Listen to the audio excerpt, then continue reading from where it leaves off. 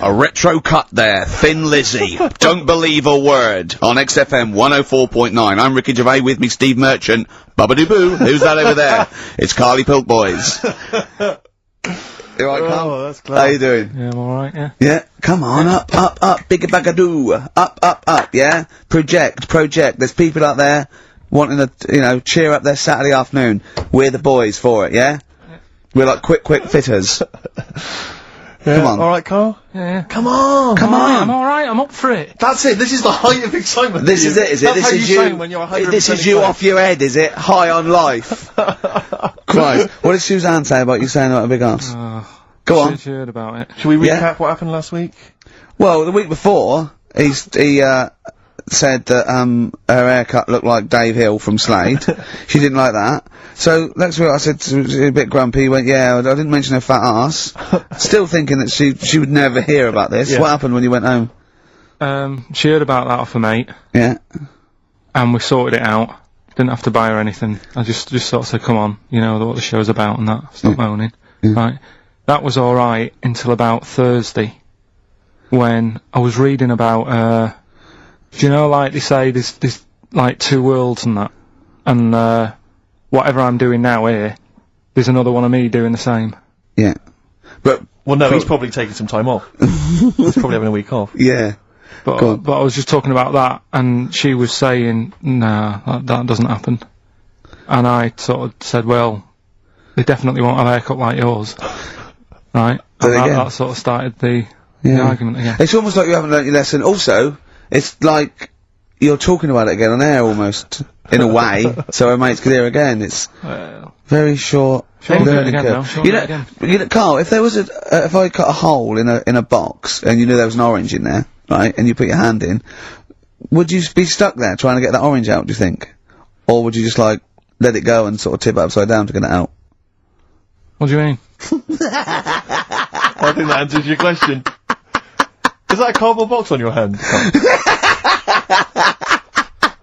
So, is there any other things you want to criticise Suzanne for while we're on air? Anything else? Anything that's been niggling that you feel you should get off your chest? The hair, the arse. Nah, leave No, it. everything leave else it, is yeah, fine. leave it. Leave it. I think so. Okay. That's good. I think leave it. Well done. Now, can we just check what other big Carl features have we got today? We got Monkey News. Got Monkey News That's coming important, up, yeah. yeah. Got a bit of, got Rockbusters. Uh-huh. And, the film thing. That, Still not got a name. Yeah. The film thing. just me in a film and that. Mhm. And, Brilliant. this week we're digging out the old, the one when I'm in One Flew Over the Cuckoo's Nest. Right, so you're going to make Jack an appearance. Nicholson, brilliant film. Yeah, brilliant film. It was my favourite film till I saw Godfather. It's better than that. Well, yeah, some would say that, yeah. No, it is. The storyline's more interesting than I that, didn't know there was an actual answer. I didn't. Sorry, it's what's best? One Flew Over the Cuckoo's Is it? Nest. That's Okay. fact, Rick. Oh, right. Okay. Where's Godfather? Because I want to know. Because I don't embarrass myself. Or is it my fourth favourite film or something? Or Probably about fifth. is my fifth favourite film? Is it?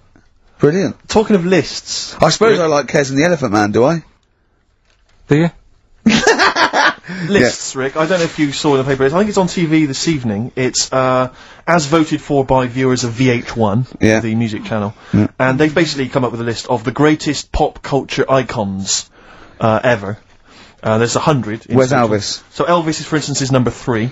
Jimmy Dean in there? James Dean is in there. I think he's a bit lower. Let me see. He's number 22.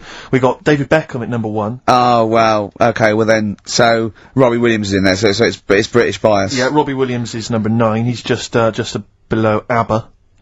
Oh Number okay. 8. But interestingly, this is of interest to you, I think. Number 66, Yeah. The Office. That's all right. Well, it is, Rick. It's nice that the show is in there, and that's a very flattering thing. I tell you what cheapens it. I tell you what undermines it. Yeah. The things that are lower in the list than the show.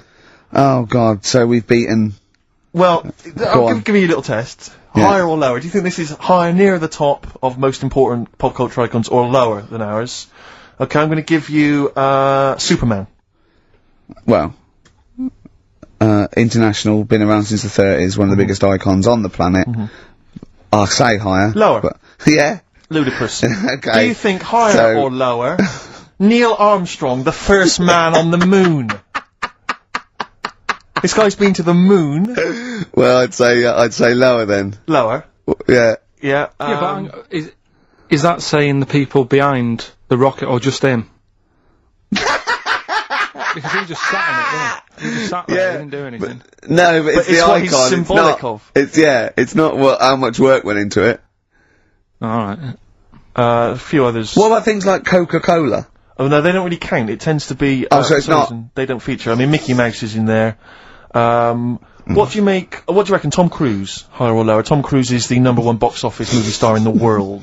Well, presumably lower. He's then. lower. He's number 81. Just about scraped in there. It really is a list drawn up by people who've just sat at home and looked along their video and book collection. Yeah. Office, yeah, that's good. Well, I think it is a reflection of that, but it's also saying that they you do an HMV poll and it's Pet Sounds, Revolver, Let's Get It On, Yeah. Robbie Williams, Life Through a Lens, because it's it's the people that vote. It's a reflection of like those massive, you know, what's big at the moment. I was the most powerful man in comedy. Let's not forget. Yes. 1 year ago. Yeah. Wonder where I'll be this year. See, if that had been the laziest man in comedy, you'd have got my vote.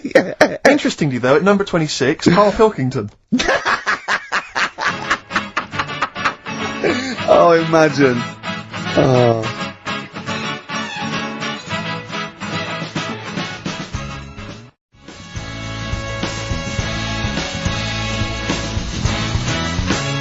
All possibilities.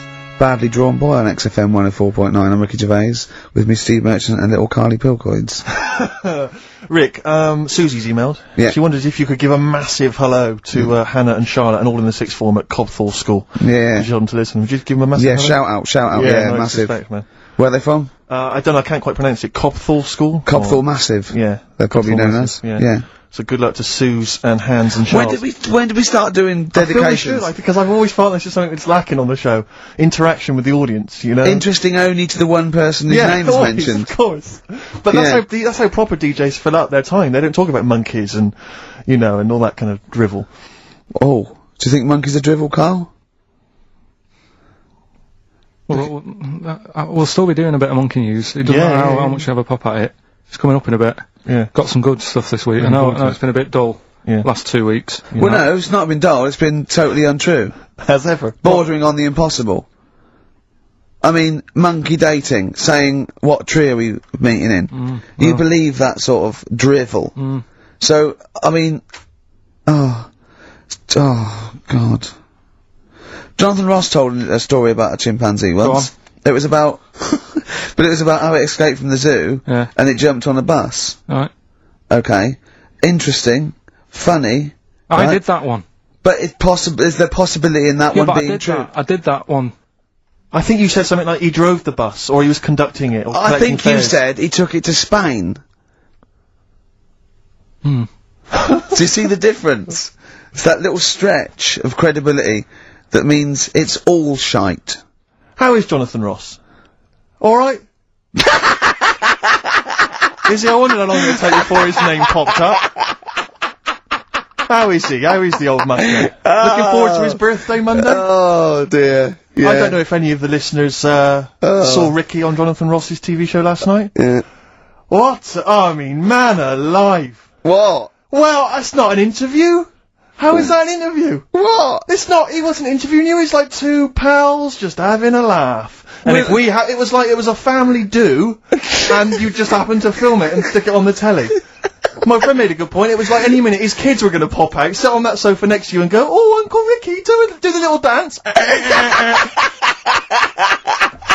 It was unbelievable. I mean, what were you wearing, for a start? What's that? Some tatty old jumper like you'd just been doing some artexing and he'd gone pot round with it, we're having a couple of drinks. That was Lambretta. Was it inside out? Trendy jumper. How do you keep getting things with the St. George cross on it? What do you mean? That's the only one I've You've got loads of stuff. T-shirts, jumpers, shoes. No, I've got a Union Jack, what's it? A French Connection But one. that's not my concern. Underpants, I haven't got any underpants. That's not my concern, no, it's just the fact that, I mean, firstly, the fact that Ricky, for those of you who don't realise, Ricky is friends with Jonathan Ross. They are friends. Now, they've only known each other, what, a year maybe? About 2, yeah. I think it's less than 2. And what worries me is, the friendship's too close. What do you mean? Because you're over 40. You see, it seems to me that after the age of 25, men should not be becoming really close friends with other men. It should be like you've had all your friends, you made them at university, at school, And if you were in any walk of life and you met someone at a party or a pub, even if you got on, you would not be phoning them every other day.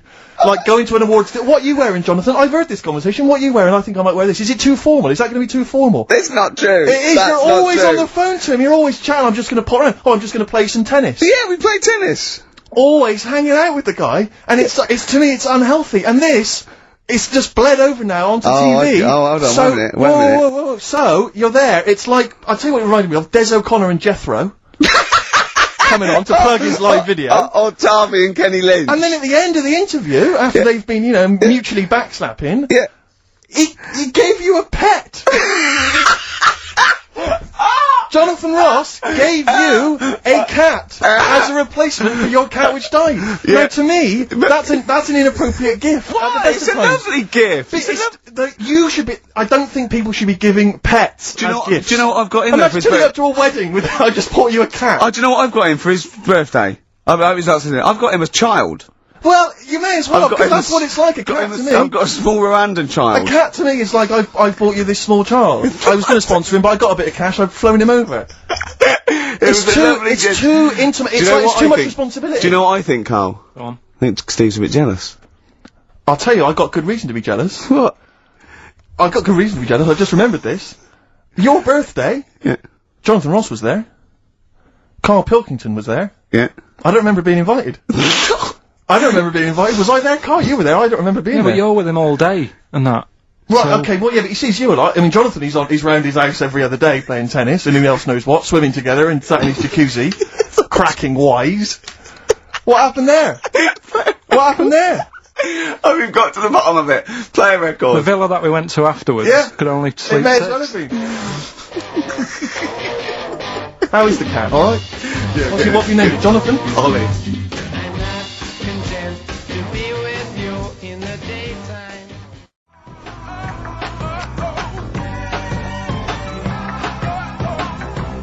Hey-ya.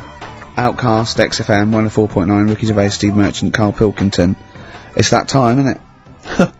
Rockbusters. Three. Come on, Carl, what you got for us? Alright, Got well, some- do you want to say what the prizes Actually, are? the or prizes we aren't just put bad it this away in week. that? Really? We've got. I'll be the judge of that. Actually, what am I talking about? No, there's a 2-disc set, Rock and Roll Legends, on the cover there. We've got Buddy Holly, Elvis, Roy Orbison, and Little Richard. So No one wants that, baby. nobody's interested. Nick Cave and the Bad Seeds, a DVD. I'm a Nick Cave fan and I wouldn't watch it. No, you'd watch it once Yeah, at most at best. when there was nothing else. Knowing me, knowing you. No, that's- I mean, Nick Cave's good, but when do you watch rock Exactly. DVDs? I Yeah. know. Knowing me, knowing you. Great series, obviously, but once again, on VHS. VHS. Who wants it on VHS? Yeah. Where are all the bonus features? Absolute pointless The so only thing far. that's half decent is this enormous hardback League of Gentlemen book, which is the scripts and all sorts of other stuff. If you're a League of Gentlemen fan, you'll love it. If you're not, I guess it's a good Christmas If gift. you're not a League of Gentlemen, there's nothing in this for you. No, exactly. So, So, you can either enter for the hell of it. a pile of rubbish. What's the story? Well, not as bad as the competition, I suppose. So, go on. Right, well, you know how it works. Cryptic clue. It's not really cryptic. It's No. usually wrong. Kind of is. Yeah. Right, so the first one, there's 3 of them, you get them right, you win the stuff. First one, I'll get him close. I mean, 'cause you could win this if you got one right, possibly. if you go to Chepstow, you will. Was that a clue or is that a point? Is that something? That's a clue. Right. All Say right. it again. If you go to Chepstow, you will. And what are the initials? Just S. Just Right. Second one, E.T. is upset. What's up with him? Alright. E.T. is upset. What's he upset for? What's wrong with him? Alright. Different. So not cryptic. So go on. M.E. The initials there. N-E? M. M-E. M for mother. M.E. Alright. And the third one, I had a tape with, Jesus. Imagine Write Bob, them down, imagine Bob Holness I doing know. this in the gold run I know. against the clock. Right. Oh, I had a tape. No, I had a tape with some. oh listen, I had a tape with like Humpty Dumpty on it, and Hickory Dickory Dock and that on it, but I've broke it. Alright? Constantly listening it to trying to figure them out. Trying to solve the crime. Exactly. Who pushed Humpty? Yeah. The Yeah. initials there, B.R. Right? So, first one, if you go to Chepstow, you will. The initial S. E.T.'s E.T.'s upset. What's up with him? Right, what's up with E.T.? Dunno. What's up with E.T.? E.T.'s upset. What's up with E.T.? Yeah. The initials there, M.E., is that right? Yeah. Yeah. Let's go through that one more time. Yeah. If you go to Chepstow, They're you like might. jazz questions. Yeah, exactly. Just free form. Exactly, yeah. E.T.'s a bit upset. What's gay? What's that? What? Hey, dude, what's the matter, man? And I had a tape with, like, Humpty Dumpty on it, Hickory Dickory Dock, stuff like that. Doesn't work anymore. What's gone on there, right? What's gone on there? B.R. First time we said, well, you broke it. Well, I broke it then. Is that important or not? Yeah. I broke it. And it's B. B.R. Okay. Right? Okay, well, you can text if you have a mobile phone. So everyone, there's no excuse to not take part. 83XFM is the text, 83XFM, or the phone number. No, we're not doing the phone, obviously. We don't I think I know what the the B might stand for. And otherwise it's ricky.gervais@xfm.co.uk. We'd love to hear from you. Oh, it just sucks the life out of me, doesn't it? just listening to Rockbusters. Something to bring you down even further, although it's a beautiful, beautiful tune. Oh, beautiful. Ryan Adams has got a number of different albums out at the moment. One is called Rock and Roll. It's not great, don't really bother with that one. Do dig out though, Love Is Help. 4.9. You, of course, don't ever take the tube anywhere, Rick. No. You haven't done that for years. No. Take cars everywhere or you walk. Mm. Or you get a lift from Jonathan. But me, I'm still forced to take the tube, which is also very embarrassing at the moment because You're those not forced to posters. take the tube, are you? I am. What do you mean you're What, forced am I made of money? Well, you could How walk. else am I going to get about? You could walk. What? You can drive. Why don't you buy a car? Oh yeah, driving into the centre of town? Congestion charge, are you paying that? Are you a fiver? What do you think of that, Carl? Hey? Oh yeah, 'cause he's Mr. Flush. He's Mr. Lavish with his cash. No, I've moved in closer, I'm not moaning about it. I walk everywhere now. Well, good. Yeah. I'm Something pleased about for it. you. Yeah. I'm I pleased for moan you. about it, but then I sorted it out. But you're Yeah. always whinging anyway. Let's not get on to you, Carl. It's always you, same. you. Yeah. So, What's up with Steve today, do you think, Carl? I don't know, what's going on? He's having a go, isn't he? it's not helping those posters being on the tube of us. That's not helping. I don't know if you've seen those posters. You obviously don't go. Have you seen them, Carl? saw the, yeah. I haven't It's seen like- on the tube, but, Everywhere I go, I'm stood next to one. I can't avoid it. Yeah. I'm on the tube waiting. I look around. It's us again. And it's so embarrassing Well, because it looks like you're stood next to it deliberately. but I can't browse in HMV now. I went Yeah. last week, and, you keep coming up to pictures or cardboard cutouts of Brent, right? Yeah. And, I was in a bookshop, and I was looking at, there's a big almanac of comedy, right? And I was just looking through it, just browsing, like, killing time, and there was a picture of me, and just as I started looking at this write-up of The Office, a tap on the shoulder, it was one of the worst there, said, do you mind signing some script books? So she saw me looking at myself. Yeah. And I wanted to go, I just turned to that page then. Yeah, I was in a bookshop looking, there was a big book on sitcoms, it was like the A to Z of sitcoms or something like that, and I genuinely was looking up other shows, because it was about other comedy shows, and I was looking something up, guy that I knew came up to me, like that, and I just started like, I'm just looking, Robin's Nest, where's that?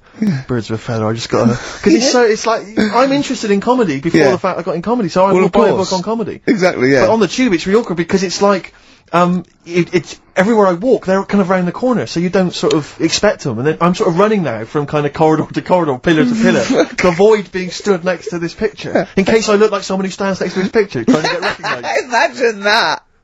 Of course, Carl didn't want his little round bald head No. on that. Yeah. But I was on the tube today, and sometimes you can't help but overhear a conversation. Yeah. And this one woman, there were two friends, they were sat there, and one woman said, she just said, I must tell you this. I was in the pub last night, and Dave called, and I said, Dave, he said, I can't hear you. I said, Dave, he said, I can't hear you. So I held the phone up so he could hear all the noise in the pub. That was it? That was the anecdote. That was the story. And I wanted to lean over to her friend and say, unless this woman has given you a kidney or saved you from drowning, do not be friends with her. Break up this friendship. She hasn't got anecdotes. Because what's that? And I've got acquaintances like that, where you speak to me, get cornered at a party, this is the person who has not got anecdotes. The anecdotes, they're not stories. That's it. It's like you're expecting for something else to happen. Never does. Well, I was, with, Danny Baker yesterday. Oh, yeah. Oh, he's brilliant bloke. Great guy, first time I'd met him, and we got on like a house on fire. Put his number straight in your mobile. Well, we've exchanged numbers, because he's got some great You anecdotes. had to delete mine, because you No, only got so many. I might write with him, because he's funny, he did this thing, and it was absolutely brilliant. He's doing he wrote, a documentary, and he's a great guy. He's funny as well. You know what I mean? It's this. I tell you what, it's the showbiz friendship. That's what I loathe. I think it's the fact that like somehow you're sort of because it's like you haven't got to go through the formalities of making friends with someone because well, I respect your work, you respect mine. You know I'm a funny guy. You've seen my work. Yeah. Let's be friends. Yeah, of course. Yeah. And it's like, and it's a horrible kind of icky sort of. Listen, Steve, me and you are going to stay in touch, whatever. So, I mean, probably not my birthday this year, but next year. Sure. We've known each other, what, 7, 8 years? Yeah. So, come to that one. Yeah. Well, can Do I need to wear the waiter's outfit again? Oh, God. Oh, dear.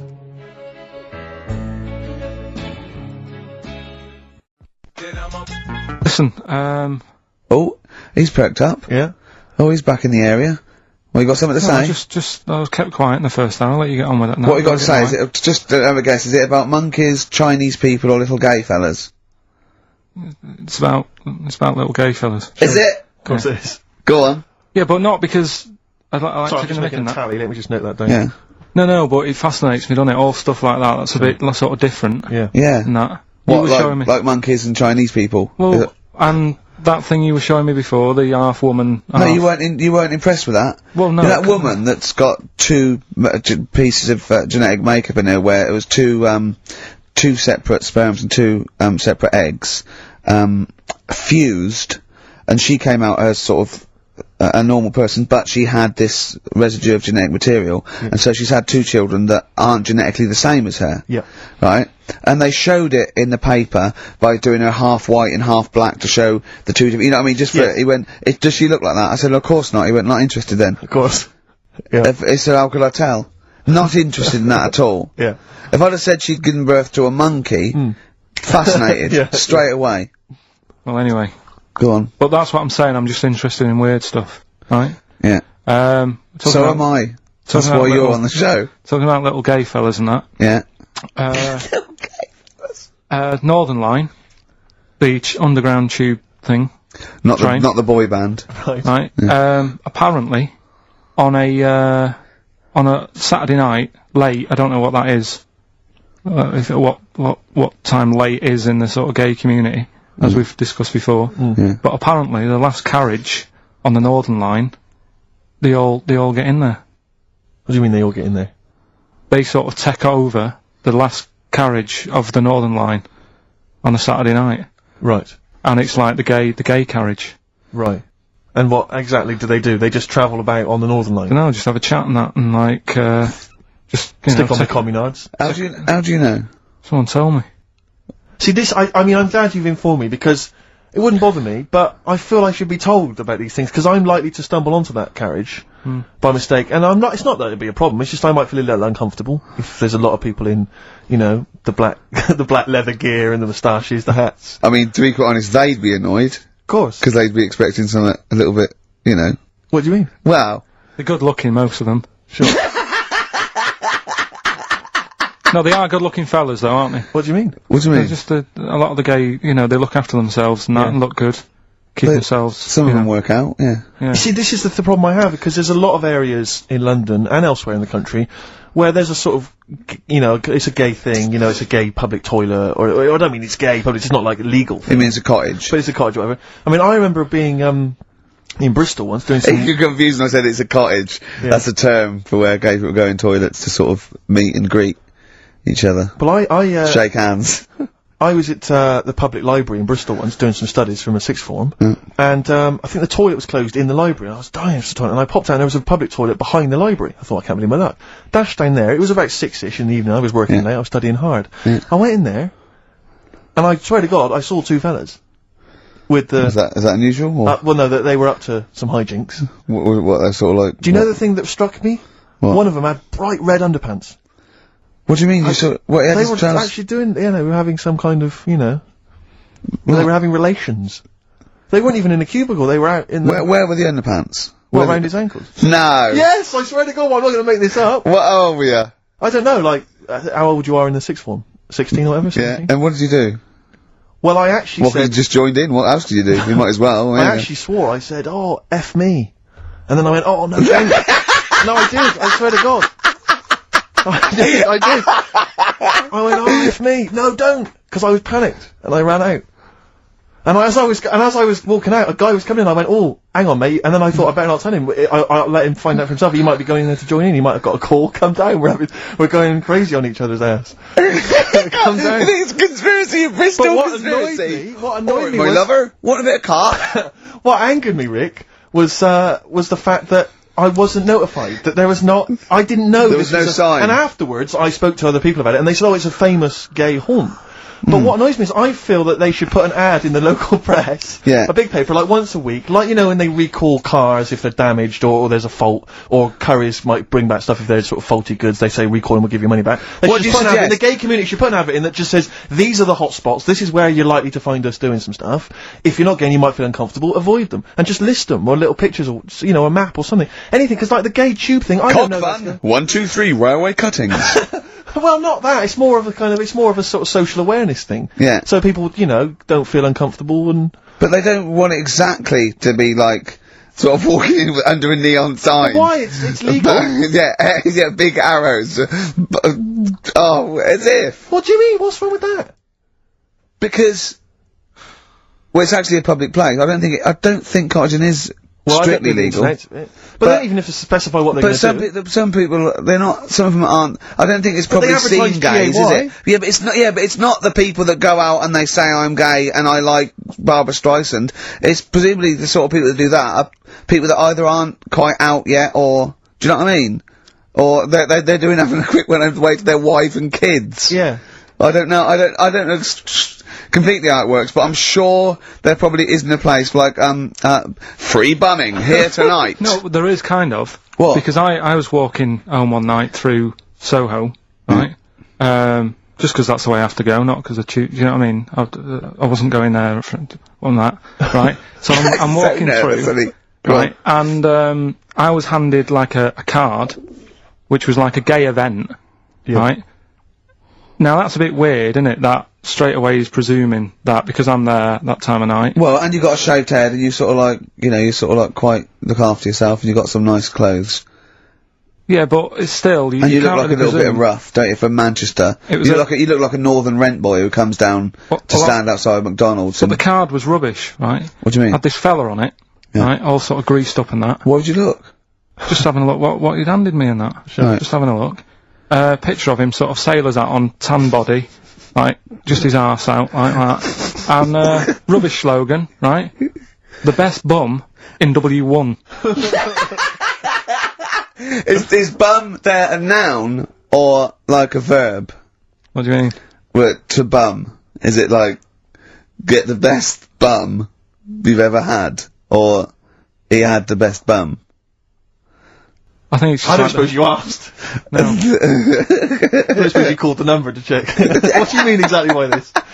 Does it mean you've got a great arse? Do you mean I will be well bummed? Or do you mean you've just got a good... Come on now, let's... Well, just a final point about... Because I asked my friend how it all works up on the Heath, because I live in Hampstead Heath, near Hampstead, and I was I didn't want to go walking and get myself involved in anything. How can you get involved? No, but again, I didn't want to walk oh, you believe it. I couldn't say no. Oh, my wrist, it's knackered. What do you mean? Well, I was there for about 2 hours. I must have gone about 43 of them.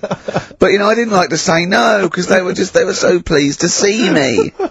Oh, well, it's God. not so much the fear of that. It's not good skiing practice. I was doing 2 at a time for a little while. It's not the fear of that so much as the fact that, again, you don't want to gate crash someone else's party. Do you know what I mean? No. If there was a straight couple having sex, you'd want, oh, I'm sorry, and you'd want to avoid that area.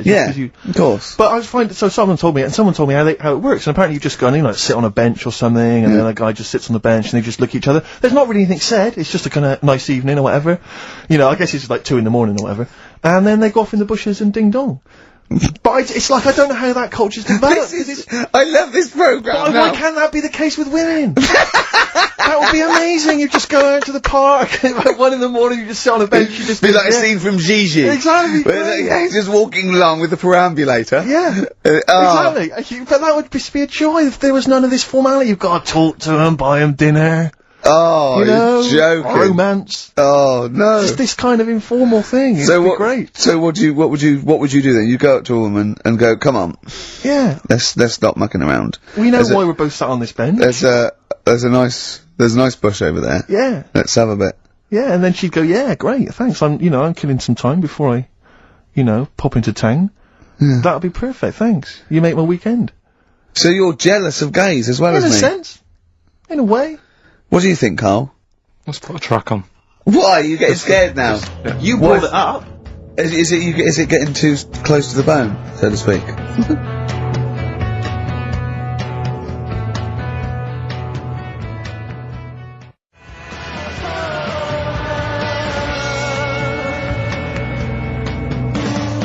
Radiohead and They're There on XFM. I'm Ricky Gervais, with me Steve Merchant and Karl Pilkington. I was talking to my dad the other day. He was saying he lived in Bristol, and my family live in Bristol, and so they can't really listen to the show. And he said, I was thinking of buying your grandparents a digital radio for Christmas, so they can listen to your show. Imagine them listening to that last link. Like you. And then me seeing them at Christmas. Steve, you never told us you saw two blokes bumming. Yeah, and then what's that about you jacking off 30 men? Exactly. You've got to say no, lad. I know you're a nice fella, but just because they want relief, you're not the man for it.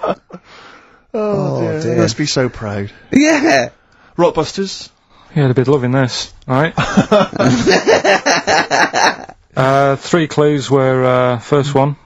If you go to Chepstow, you will. Right? The initial was S. That was seahorses. Alright? That was the answer there. I'll give you that. That's fair enough. I'll give you that. E.T.'s upset. What's wrong with E.T.? What's wrong with him? Yeah, right. The initials M.E. Yeah. What's up with him? He was Missy Elliott. Alright, Elliott. Doesn't count at all. What? Doesn't count at all. Missy Elliott. You know what I mean? What's wrong with E.T.? What is that with him? Well, just let him explain it. Sorry, Carl. Do it again. Well, I wasn't listening. Do it again. Elliott, yeah. Yeah. Who's in E.T.? Yeah, I'll just do the clue again. Right. E.T.'s upset. So he's looking a bit sad and that. What's What, up with E.T. him? the extraterrestrial? Yeah. Yeah, go on. Right. And his mate, Yeah. who's in it's called Elliott. Yeah. Right, he's upset. What's up with him? Well, he's Missy Elliott. Missy Elliott, what's she got to do with it, though? I don't understand. No. The way you'd say it, you say, what's up, E.T.? And it'd go, oh, Missy Elliott.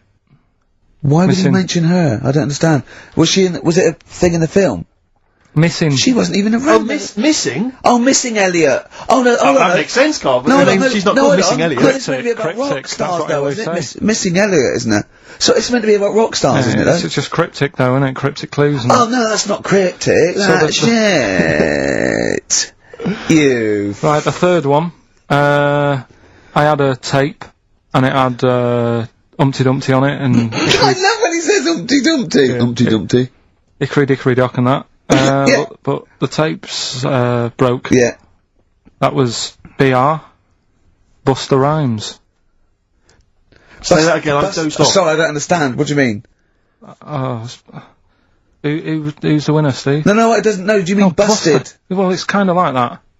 Cryptic. No, it's not. No, cryptic doesn't mean change it, so it's not the same. Steve, who's the winner? We got loads of right answers, so... It's interesting, this email Weird, system, isn't it flashes up suspected spam. If it, spam is that stuff Yeah, that yeah. gets sent around the internet. Yeah. And it flashes that up if it thinks it's, gonna be a spam email. And every time it comes in with a Rockbusters answer, it just says suspected spam. In a sense. In a way.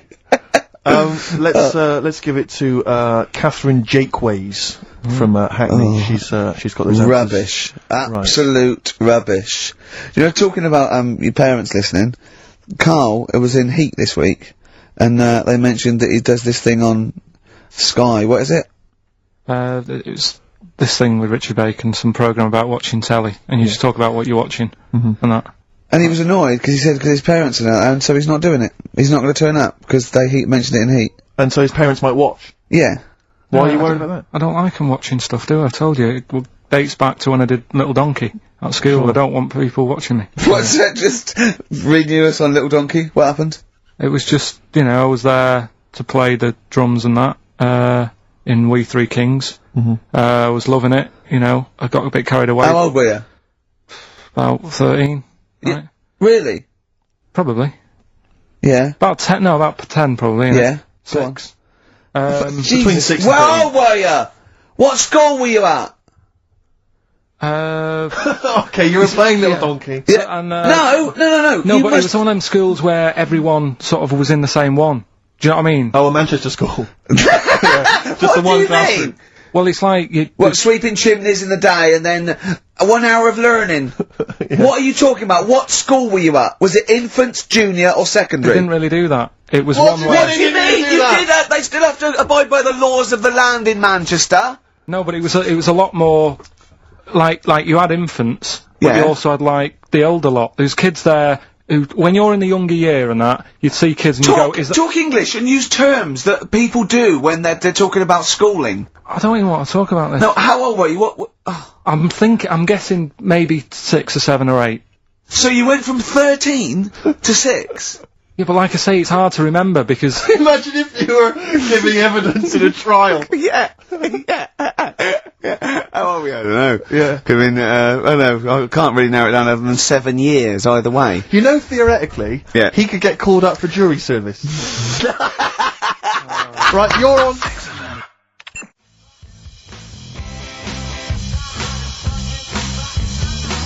White Stripes, hardest button to button on XFM. That's a frightening thought that you came up with before the break. That Carl on jury service. Carl could be responsible for Yeah. someone's rest of their life. Yeah. Because jury service, that applies to anyone. Anyone could get sent the form. Yeah, I think you're obliged to go unless you have a really decent reason not to. Imagine it was a really, really important trial. But what annoys me is that isn't it supposed to be you're tried by 12 good of men your and true. peers? 12 good men and true. Yeah. Good men and true. And women, of course. The only these thing days. I can hope is that the defence attorney would wheedle out Carl at an early stage. Oh yeah, objection. I object. Yeah. Why? I object. Have you heard of something called Rockbusters? Yeah. Well, sorry, you can't just object on that. Okay, then what if I tell you my client, standing trial, is a little gay Chinese fella? And here are some of the tapes Yeah. from XFM. What would you do? He's prejudiced. So how does it work then? How does what work? What do you mean? You just do- get called up and you have to do jury service unless you've got a very good reason. And it's not, I normally have Mondays off. Yeah, yeah. Oh, you wouldn't like that. Oh, yeah, or you have to get there at 9 I've got to o'clock. prepare monkey news. Yeah, yeah. Oh, you couldn't stand it. Just wouldn't do it. I wouldn't What would you say? say, "Oh, don't get me involved," because I got involved once. Don't get me involved! No, What do you mean you got involved once? well, with the police and that, when I lived in Manchester, I saw a bit of car crime going on, Right. and I got involved. Hassle, telling you. How did you get involved? You phoned the police? Yeah, because I thought, Snitch. well, I know, well, that's just it. But I thought I'd hope somebody did it with my Yeah. So and it's just a hassle. Loads of phone calls. Canary. Having to stand on a balcony of this, tower block that I lived in. Police shouting up at me. I'm stood there with my underpants on, right? And what it was, a car had been robbed, right? So I call up the police and that, Yeah. right? Said, right, listen, car's being robbed. And they said, where is it? I said, I don't know, just across the road from where I live, right? So I tell them where I live. And Where they go- do you live? How old were you? 13? So she's asking loads of questions and that. I'm saying, look, whilst you're asking all this, they're actually getting away, so, will we leave it? And she's like, no, we'll track it down, blah, blah, blah. So I said, well, look, I work nights. What could you see? You could see some I could lads see some lads just pushing a car. Pushing a car. Yeah. That's how they steal cars in Manchester, is it? Yeah. Everywhere else in the country, they're getting in, they're driving them away. In the south, they drive them away. Exactly. You usually sort of like In start the Manchester. engine. Could get away a lot faster. What do the police do? Push their panda car after them. Exactly. Say, come on lads, don't cheat, don't get in the car. They're just pushing it. It was late at night and that, and I Oh, suppose okay. you don't want to start the engine Of course because you they'll want to look wake out the people up, not when you're window, nicking cars. Of course you don't. right? Alright, No, so, no. so any, is it Late at working for night. you? Hold on, they weren't They were gay. wheeling They it to weren't the gay, bus were stop. they? They were out late, really? Come on, Carl. So what happened? So, anyway, I said, look, don't call me back. I'm going to bed. Right? I've got work in a bit. Brilliant. So, Let's go. What? so that was that, right? Where were you working? Next thing, right? Phone's going. Hello, it's the police again. I said, oh, I told you not to call me. Right? I told you not to call me at home. So, they said, right, the police are outside. Can you go on your balcony? She's like, oh. So I'm 10 stories up, Yeah.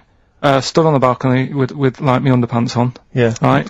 And the police are saying, where's the car? And I'm saying, I don't know, they've gone down that road now. So I'm trying to point to them. They're shouting up, saying which road and all that. And I just thought, why did they get involved? Yeah. I don't think they found it. No. It was hassle. The know what I the mean? blokes were pushing it too fast. Exactly. They were in the next street by now, weren't But they? don't get involved. Don't get after that. Imagine him being on some sort of trial where it's like some sort of mob affair. Yeah, gangland murder. Imagine him going into the witness protection. The police just explaining to him, your new name is Jeffrey Peters. Why can't I be called Bruce Wayne? Well, no. Mr. Pilkington, listen. Imagine that. Do you know what witness protection is? Oh, go on. Amazing. Look, it's when, supposing you were to give evidence against the mafia, right? You've done a job for them and you had to give evidence against them, right? Right, well, if you're gonna do, I mean, all I did was 2 kids nicking a car. Yeah. Don't start messing with mafia. No, listen, of course not, no. But imagine you were in the mafia, and, that you got caught doing something, but instead of going to prison for the rest of your life, you said, oh, well, I can give you Mr. Big, yeah? So they go, okay, give us Mr. Big and we'll let you off, right? So the police go, right, okay. I got handed this leaflet in Soho. So you say, okay, well, I'll give you names. They go, right, would you get evidence in court? And you go, yeah. They go, right, we'll have to get you away because you'll be done for. So you give us all the names of Mr. Big, right? We'll give you a new identity, a new passport. We'll let you go and live in Canada for the rest of your life with Suzanne, right? So why have I got to do all that? Because they'll bump you off, won't they? How did you know it was me? They'll find Because out. you have to give evidence in court. So they go, oh, Pilkington squealed. So you got to change all your life. Yes. Yeah. They've killed someone, yeah? Yeah. Well, look, you just know, no, you're giving them in to keep you from going to jail. So you don't want to spend the rest of your life in prison because you're involved in something, or sauce, or whatever. It doesn't matter, Carl! No, listen! how would the mafia know that I've said something? Because you say in court, those are the people, he's Mr. Big, he's Mr. So-and-so, he ordered the hit. Don't you know anything? It's a lot of messing around though, isn't it? But... So I've got to leave this job, yeah? Yeah, I think they might try XFM first. I'd have to... What? I'd have to bin Suzanne, would I? No, you she'd can take go her and with live with you. You have to cut off all your ties with your friends and family, though. You can't contact them. You gotta leave them behind. Would she have to change her haircut? Possibly. When did the murder happen? Yeah. What would the new identity be that you choose? What would you choose for yourself? What name? Probably, I wanted to be called Brett when I was a kid. Okay. Right. Brett what? Brett Pilkington. You got to change your surname, yeah? Yeah. Well, yeah. Yeah. Maybe go X-Directory. Where would you move to? Probably back up north. No. Well, no. No, don't do that. Don't do that. Can I suggest, maybe, Brett Hanson, and go and live in Australia or Canada or something. Well, maybe when they're not operating, maybe, you know, and they just forget it. You might have to change your identity as well. You might have to grow your hair. Well, you can't grow your hair, but maybe wear a wig or a moustache. What would you do? What would you wear? So like an afro or something. Something like that. That would be brilliant. That would be absolutely And I've got to do brilliant. all that just because for 5 minutes I stood in a court thing. Yes. And said he's the one who did it. Yes. Yeah. Well, why can't I just wear the afro and the glasses when I'm in the court? Say my name's Brett, right? Yeah. Change my voice a bit. He did it, and they go, thanks very much. I go off, I carry on my life, That's I'm still genius. coming in here on I Saturday. don't know why they haven't thought of that. That is genius. I That don't know. discounts all the witness protection schemes. Why don't they do that? Yeah. So they go, well, I'll go to court as Brett Hanson Yeah. with an afro, and I don't like that. Yeah. Right, and then when I come out, I'm back to Karl Pilkington, still talking like that, but without the afro. That is perfect. You've got... Why don't you call the FBI and say, listen, I can save you billions of dollars a year. You're a genius, Karl. Right? Well done. Or Brett, should I say.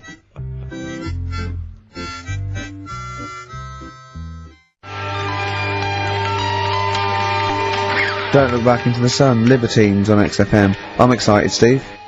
It's that time. It's that time of the week. Go on. Well, Carl's in a little film. Oh, that's what you're excited about. Yeah. Sorry, I thought you meant the show's almost over. Yeah, no. Come on in, Carl. Right, so, yeah, I'm in One Flew Over the Cuckoo's Nest. Yeah. Took a scene from it. Yeah. Got to listen carefully in that. At the end, there'll be a question on, like, the clip that you've just heard. It's sort of like what they do in the Krypton Factor and stuff. So do you want to read out the prizes? Or just Yeah, little there's these little taster? things. It's a couple of rock and roll albums. We've got the... Why is it called One Flew Over the Cuckoo's Nest? I can't remember. I think it's explained in the book, but I don't remember. I haven't read it for many years. If someone knows, just a quick email to do. I'd like to know that. Ricky.gervais@xfm.co.uk. You can win yourself, if you get the question right, the League of Gentlemen Series 3. We've got that Rock and Roll Legends again, the Best of Blondie, a nature programme, and the Old Grey Whistle Test, Volume 3. So if you're Brilliant, so over it's 50, well worth- you'll enjoy that. Yeah. And just, if you haven't seen the film, it's just about, like a... What would you call it? Well, it's a guy who thinks he's going to get away with prison by going into a mental institution. It was a new experiment, but he finds out he can't get out and he's sort of trapped and, well, people know it, everyone knows what. Just play it. Just I play it. saw it last week, so. Just play it. Alright.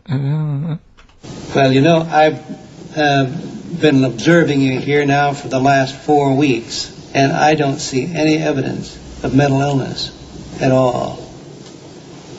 Yeah, no, I'm not mental. I never said I was. I mean, alright, I got an E in history, but that isn't why I'm in here. I'm in here because I had to get away from the outside world. It was doing me head in. I've been working too hard, I'm stressed out, I've been working like loads of hours Monday to Friday. I've been working on a Saturday with Ricky and Steve, right? That's been doing me head in. People think that's a laugh when it isn't. You right? busy right now, are you? You got something to do right now? See, this is why I'm here today, Doctor, because he's doing me head in. What do you mean, sir? Well, he's doing me head in. I came in here to get away from Ricky. He is just as bad. I'm smarter than him, ain't I? You're an idiot, right? You're just... We're just good friends. No, we're not friends. And if you were a friend, you wouldn't be doing that to me, Ed. How do you mean that? Well, don't ask... Come on, I'll show you. Yes, Look what you've done. Get him out. Get him off me! Get him off! Now, just hold it right there. All right. You get off! Doctor, will you tell him? Come here. Don't hurt you, does it? Of course it does. That's it. I'll hold on to it. Not too hard. You'll crush all the air out of it. We're gonna... You normally do... Get off! You normally does it harder than that. No, just warming up. Warming up. What's somebody else? All right, be there.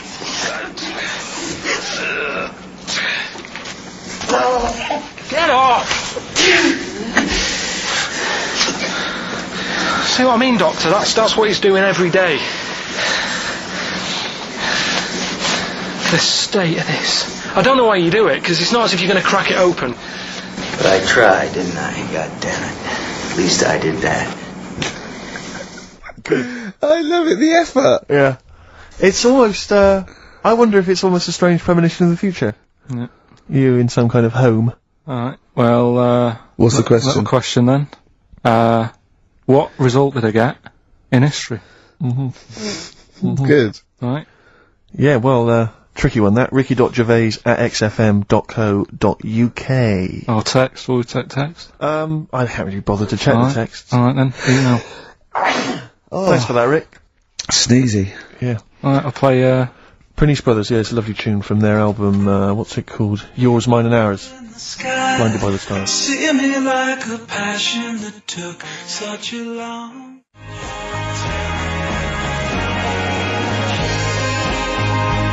Blinded by the Stars from the Pernice Brothers. We've a couple of texts. I do occasionally have a look at them. Go on. We've had one here complaining. It doesn't say who it's from. It just says, "Wow, really clever homophobic material. Genius. Switching off, idiots."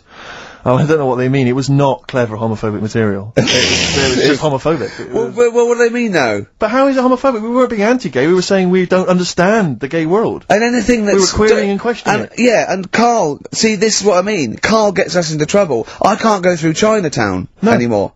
It's not really a town, though, is it? It's not really a town. It's more a novelty street. Novelty street with restaurants. Yeah. But I can't, you know, and when we sort of like talk, we get tarred with the same brush as him, because the man's an idiot. Yeah. But we often say that. We are not homophobic. I don't think Carl's homophobic. He's confused. He's interested. He's got nothing against Chinese people. He's got a little theory that they don't age well. And these are the sort of things that come across, I mean, they're not meant to be homophobic and racist. They're showing that Carl, I don't know the PC term for this, is a bit mental. Yes. And, you know, I think we're doing our bit by letting him on the air. On the air as well. Like that complaint he got about that woman on, what's it called? Who are you looking at? Yeah. Because he said about, I don't even want to repeat it, but he said something, you know.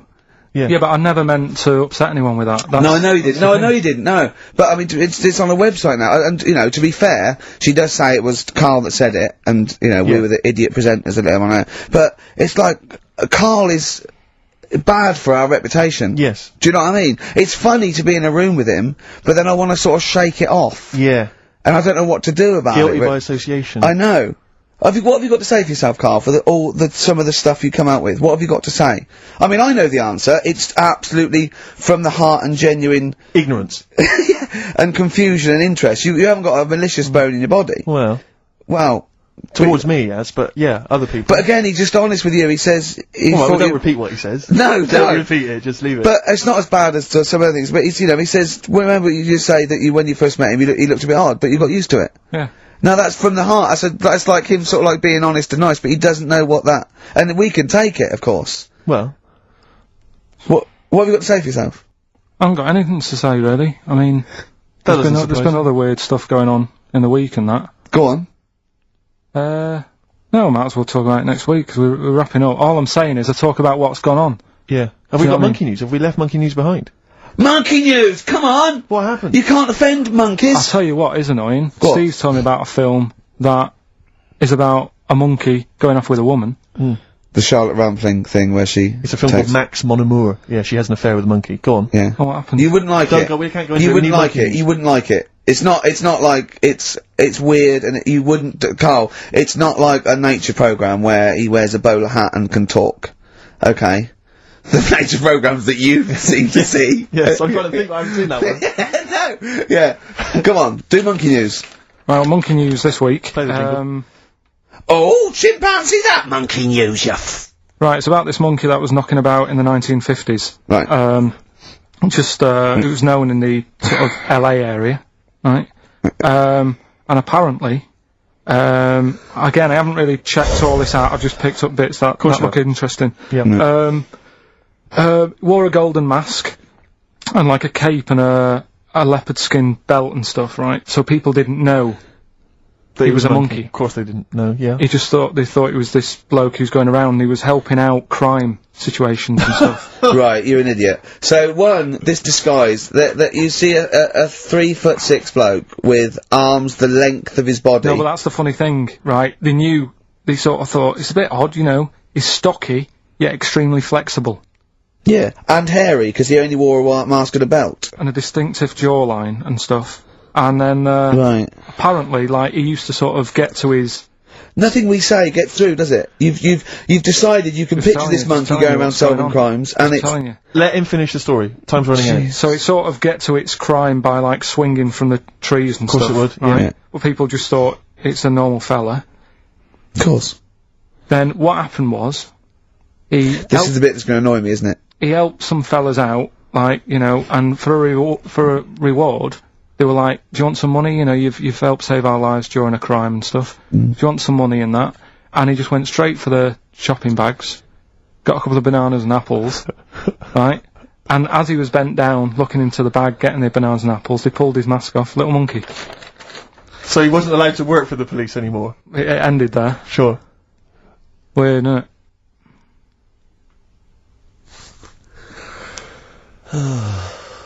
Rick, can I tell you the meaning of One Flew Over the Cuckoo's Nest?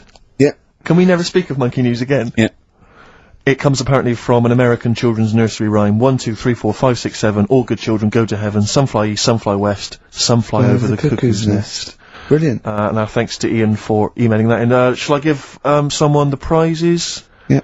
Phil Corbett, there you are, that's the first one I've pulled out. He correctly guessed that it was E. It was an E that Carl got in history. The only qualification he's got, and it's an E. Do you know that woman? Judge the monkey news based on that. Go on. That woman who went out with the monkey. What?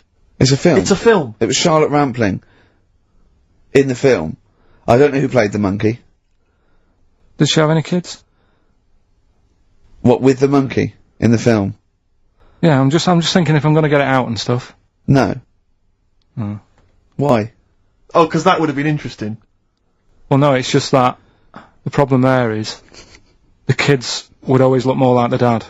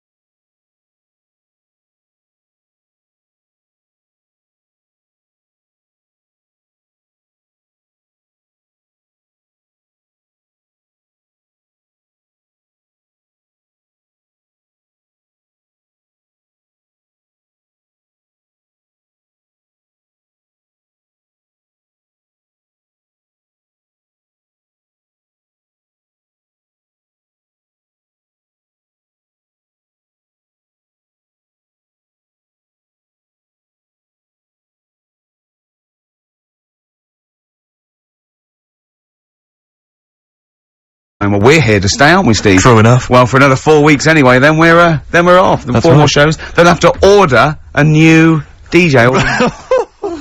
Alright? That was genius. Hey? Oh, wow, I'm it's as simple as that. I'm Ricky Gervais, Steve Mitchell, and Karl Pilkington. Oh, man. Did anyone read the Guardian yesterday? It was Steve's big. We were interviewed together. I've never been interviewed before in the paper. I've certainly never had my photo in a national. We were very paper excited. We loved the interview. It was talking about our top 10 albums between us. We loved it. We talked really fast, like school kids. We were excited. It was a great interview, and all the way through, it was Ricky Gervais with his writing partner, Steve Mitchell. Stephen Mitchell. It's not even like Merchant. He phoned me up the night before and he was gutted. I know, it's awful. And it was big letters and just all the way through in the caption. And it's just like, oh, God. But it's embarrassing. Do you know what I mean? It's embarrassing because it's like I was trying to get in the paper. I couldn't believe my luck. And then that just draws attention to the fact that I'm not a celebrity and consequently they can't even remember my name. But the worst thing was that, one of my favourite albums of all time, I said in there, was, Blood on the Tracks by Bob Dylan. And I said, because, you know, I think one of the most beautiful songs ever is If You See Her, Say Hello. And of course these people were sort of transcribing it from, you know, a dictaphone. It came out, my favourite song of all time was If You See a Sailor. If you see a sailor. Oh, hello. Fruity. Oh, Bob Drillboyd's, up on the trap with, where's the sailor gone to? With Ricky Gervais and Stephen Mitchellings. Oh. I don't know. They must have thought my name was Mitchell all along. They obviously never knew. The evidence is there. But I don't know why. It was like they reported in the paper that we'd been nominated for a Sony, and it said, Ricky Gervais, who hosts the breakfast show on XFM, and it's that sort of, it's just guessing. It's like, presumably someone's gone, does he host the breakfast show? And someone's gone, yeah. And that's their research done. Yeah, but there was a thing about, The Office set in Swindon. That's someone going, just write an article about The Office. Where's it set? Swindon, I think. Is it? Yeah. Okay, that'll do. Yeah. Yeah. Even we research the show now and again, don't we? Yeah. Even we look things up. Well, actually, people phone in. Usually that fella. What's that fella's name that calls in who's not got the website? He's got a funny name. Oh. Gilbo or something. James. Phone in if you remember what his name is. Yeah. James at Lose Control. Yeah, what's his surname though? Oh, for goodness sake, this is just going to be interesting to him. Yeah. And his friends. Oh, yeah. Oh, yeah. You remember? We better play another record. Yes. I'll tell you what, if Johnny you like Mango. Mango, that's it, yeah. Now, if you like Elvis Costello's Alison, or maybe Rick, I Freeze, My Brother Jake, One of my favourites. stay tuned. Badly Drawn Boy, Silent Sigh, Cracking tune, that. XFM 104.9. Maybe there'll be a few silent sighs around London on the 4th of May when, that's it, we're off the air for 3 months. Yeah. Wow, you're really getting into the DJ patter today. Yeah. Brilliant. Yeah, it was good. Yeah. It's only taken, what is it, 5 years? Yeah. Now you're finally as good as Foxy. Coming up, Yes. that anecdote that Carl didn't get to last week about Neil Armstrong. Right. I can't wait. It's because he took 3 links telling us about the horse. Yes, of course. The horse. Think of that. Wow. I went out with Carl on Thursday night. Right. Right. It was one of the most enjoyable nights. We just, went out for about, 5 or 6 pints, a little crawl, and adventures happened around Carl. Yeah. And just me sitting talking to him was just incredible. I'm thinking that a competition would be win a pint with Carl. Yes. That would be a hell they of a just gift. have to go for a pint and they can ask him anything they want. Yeah. He's just great. We met my friend, didn't we? Tell him all about that. Oh, yeah. Yeah? What? Did you enjoy it as much as Ricky, Carl? Yeah, there was things I learned as well, which was good. Okay. You know his mate Robin, don't you? Yeah, yeah. You'll discuss that later. I'll tell you later about. He's got all his near-death experiences to come. Win a pint, and of course coming up, Carl's homework was, the quotes, and Carl's come up with a great idea to show that anyone can do quotes. He's invented a thing like faking it, where he's got 2 real quotes. Right. And he's made one up. Okay. And he's gonna fool us. I bet we won't be able to tell. Brilliant. Sorry, what was the challenge last Look at him looking at us. What's the matter with you? It's just that before you were like, no, this is good for you, but What? now it's turned into a game. At your expense? Yeah. Have you only just dawned on you? Carl, well, I'm joking. It's great, honestly. It's really good. What was the Carl challenge last week? You said it, I thought we did the quotes last week. No, but I gave him a book on Happiness. happiness. It's all about happiness Right. and what the pursuit of happiness, and it's in sort of like quote form and everything. But Carl's gonna do a couple of ones and faking it just to show. I mean, because he's been coming up with fables all week as well. Now he comes up with something, he goes, "That's a fable, isn't it?" And he tells me so he's getting good now. To it all. Should we play another track? Well, have you got something? You got something Oh, fresh? I brought in I saw Elvis Costello and Jonathan Ross a couple of weeks ago, and he did just an acoustic version of Alison, and I forgot what an amazing song it is, and it's just, he's fantastic, he's the man. Listen to this guitar sound, it's so beautiful. My aim is true, to provide quality entertainment of a Saturday.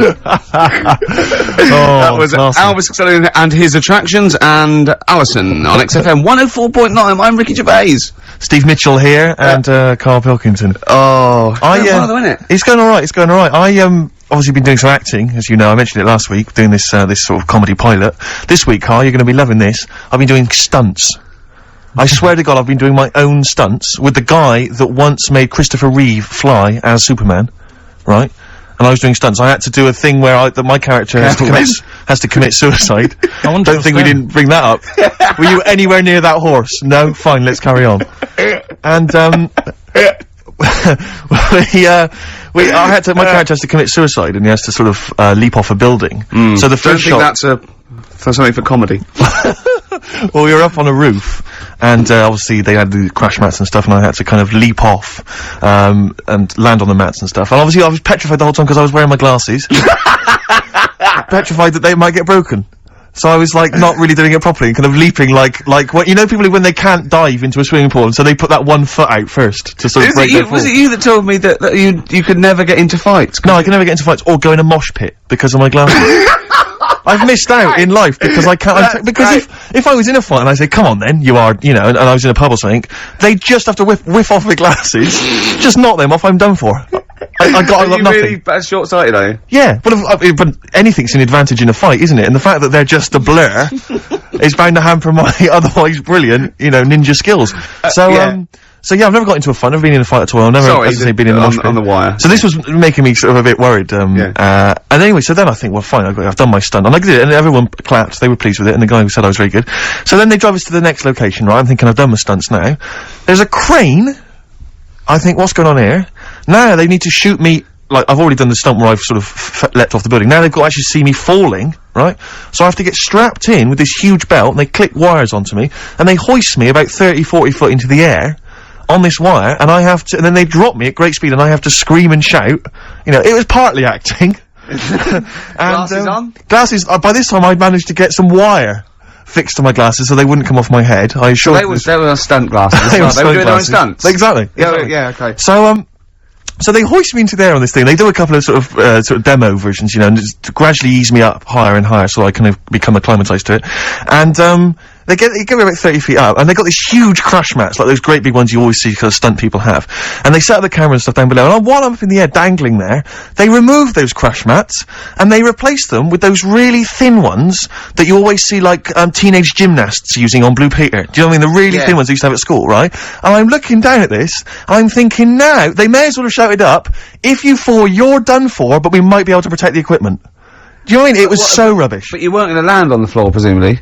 Well, the idea was that the wire would stop that. Oh, I see, but there was no that was their safety. That was the safety net. Why did they not leave the real ones in? Because they had to, I don't know, for the shot and stuff, they had to be able to do it.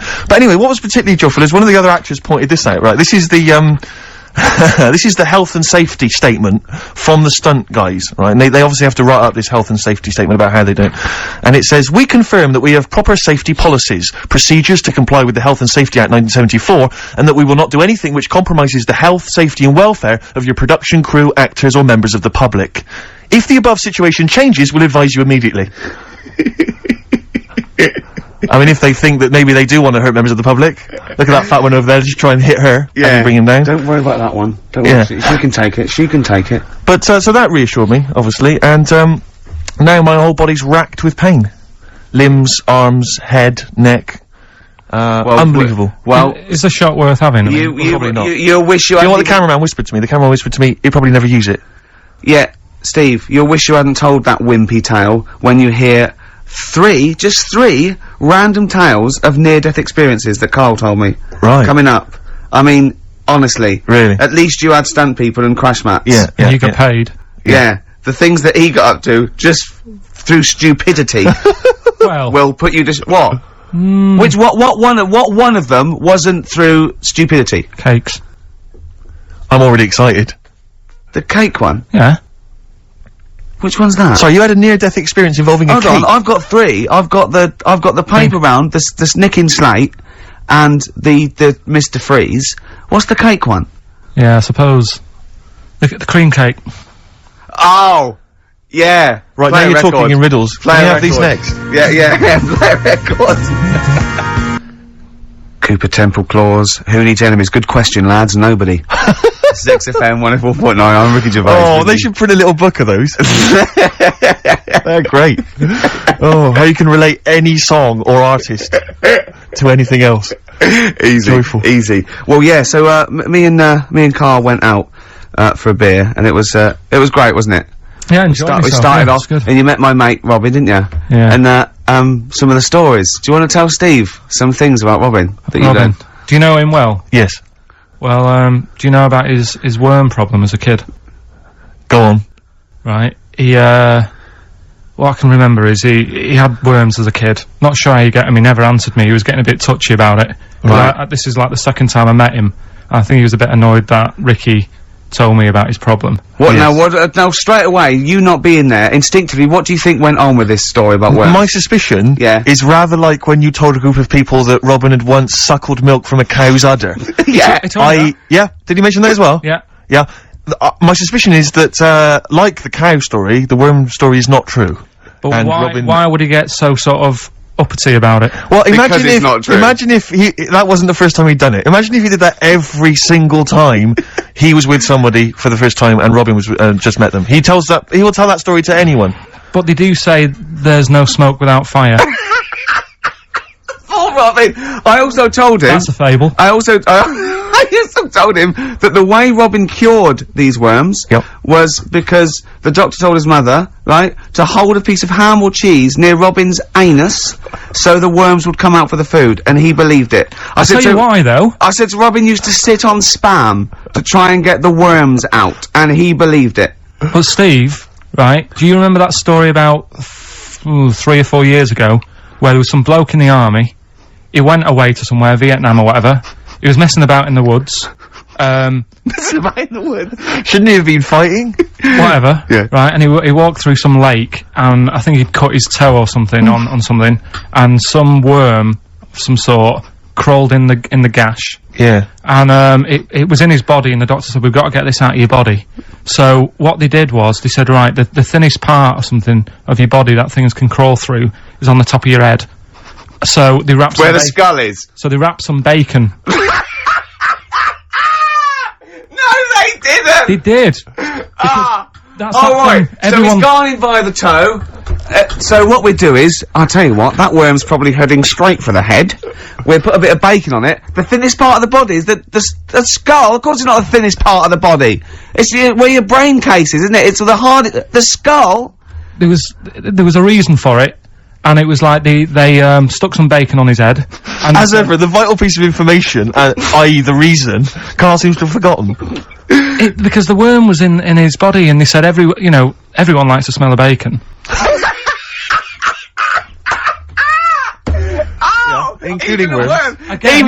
Even a Vietnamese lake worm. They Oh, they love Remember last bacon. week? Remember last week when I said about the little fella with the bone with no brain, and you were proved wrong? No. Please. No. We were saying it wasn't a little fella. We were saying it was a stillborn child.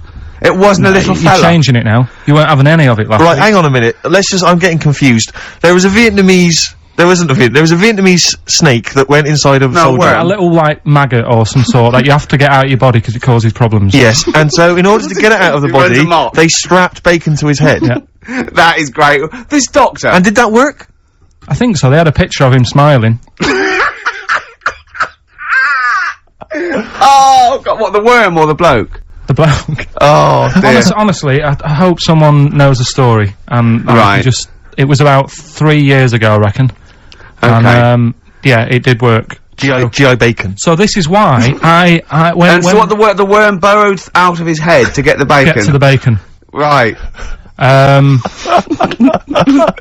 That's great. So this is why when Robin was telling his story, I was a little bit disappointed if it wasn't true. Right. Because in a way, You know Robin's never been to Vietnam.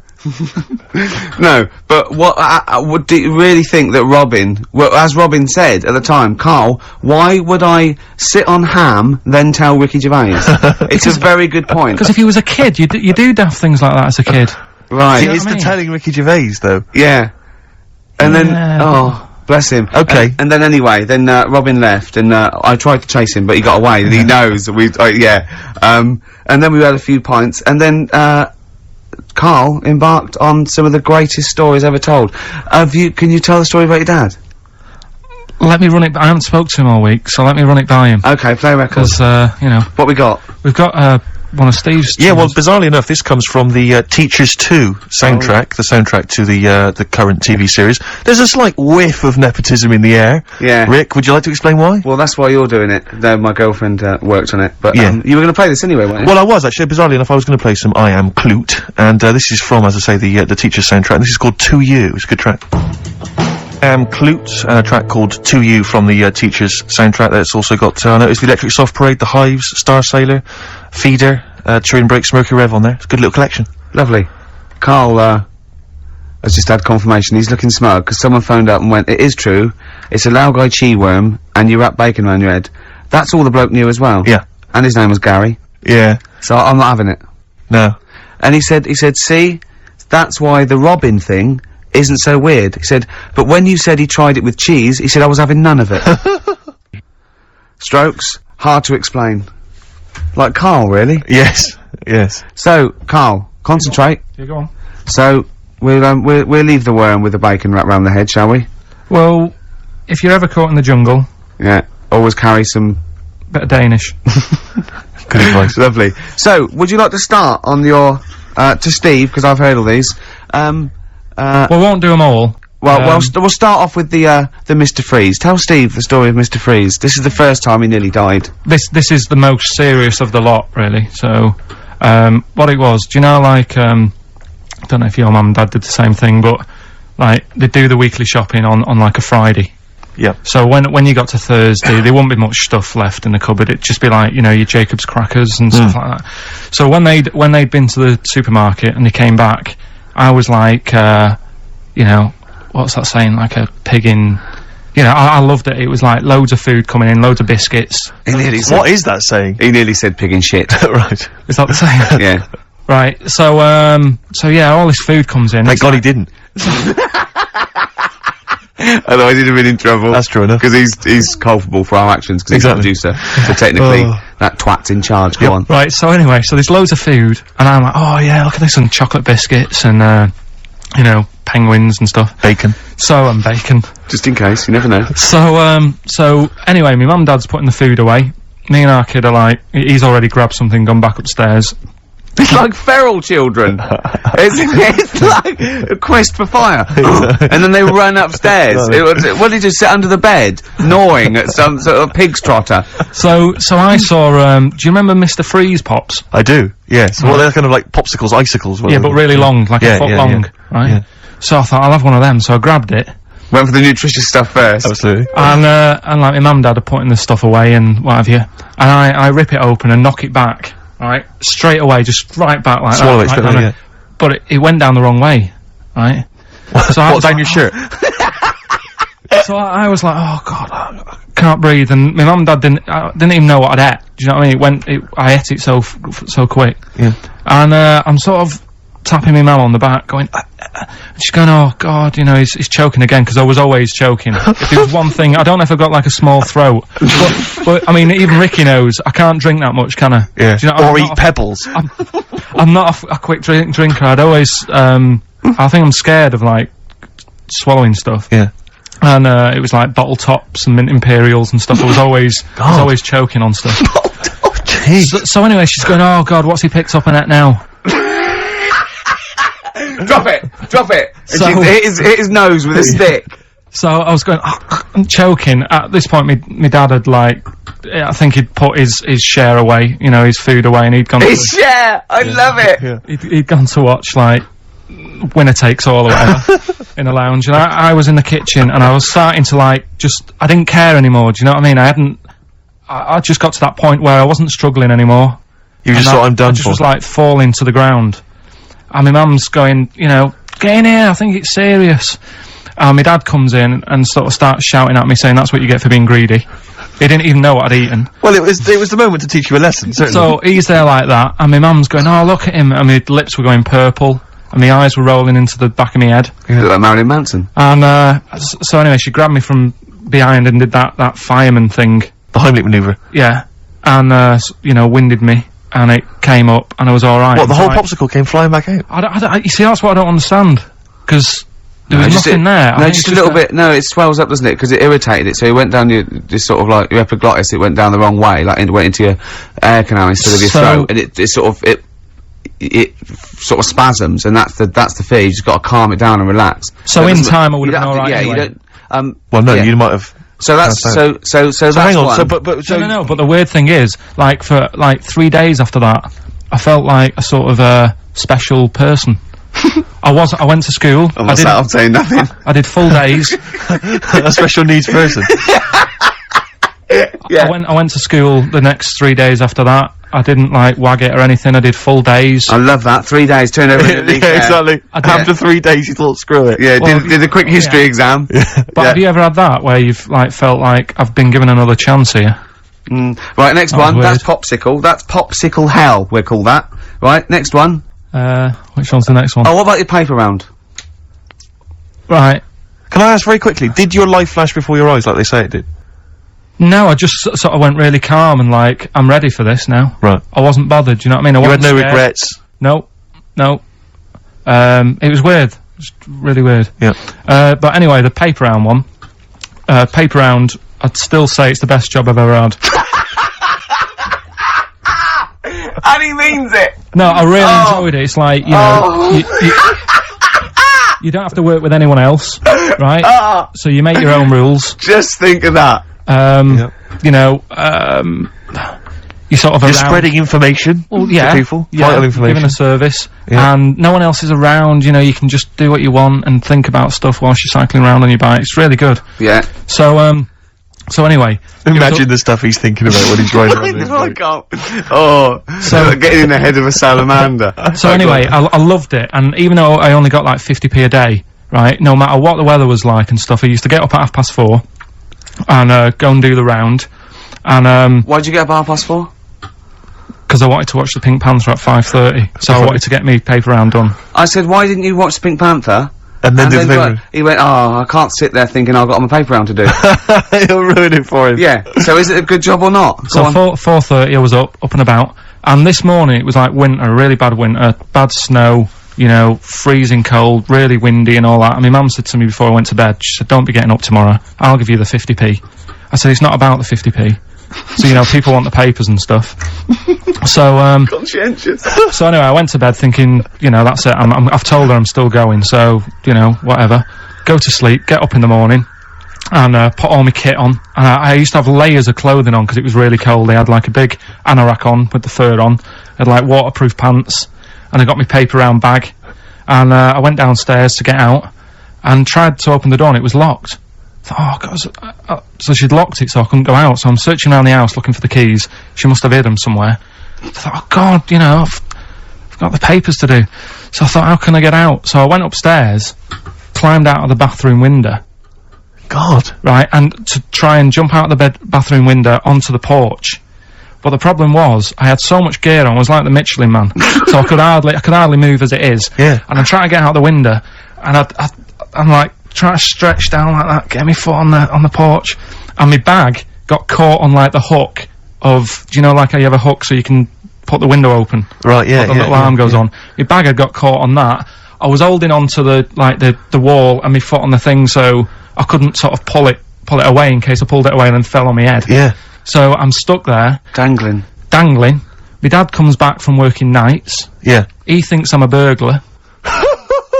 Gets out his gun. So he's shouting and stuff, going mad and going, Dad, it's me. And he had to give us a hand using a... He's heard that wily trick in Manchester before. He had to help me using a washing prop thing. a big stick. What did he do? Well, he said, just hold on for your dear life, and I'll sort of push the paper bag off the hook. Why didn't he go upstairs and sort it out?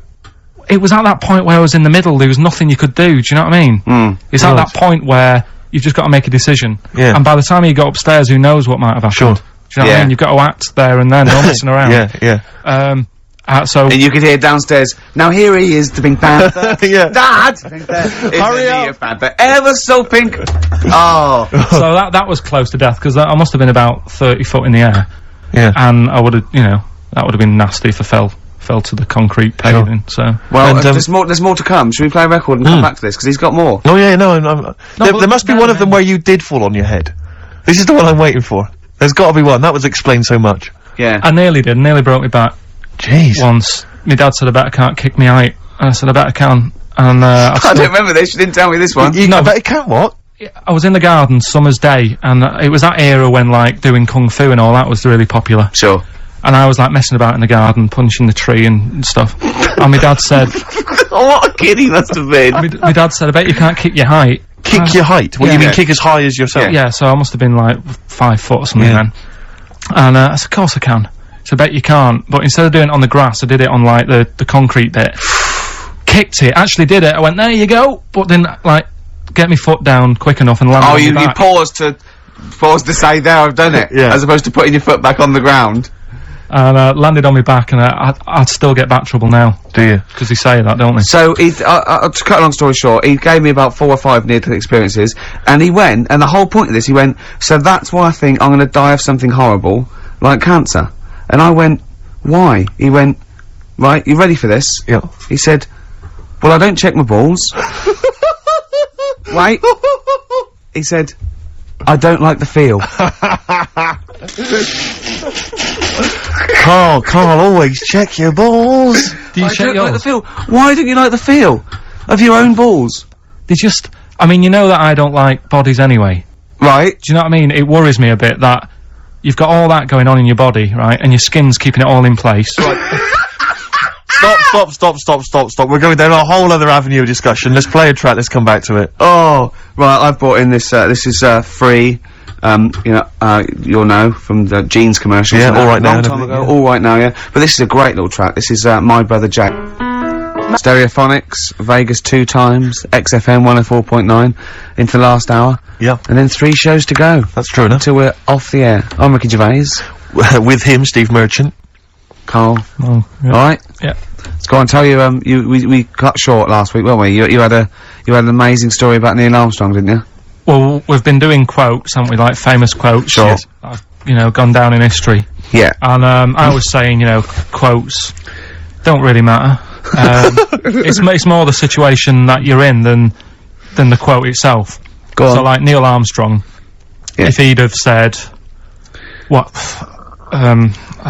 you know, Tie bacon round your head. I'm as happy as a pig in dust. yeah, that would have still gone down in history as, like, being the thing that Neil Armstrong said, wouldn't it? Yeah. Yeah.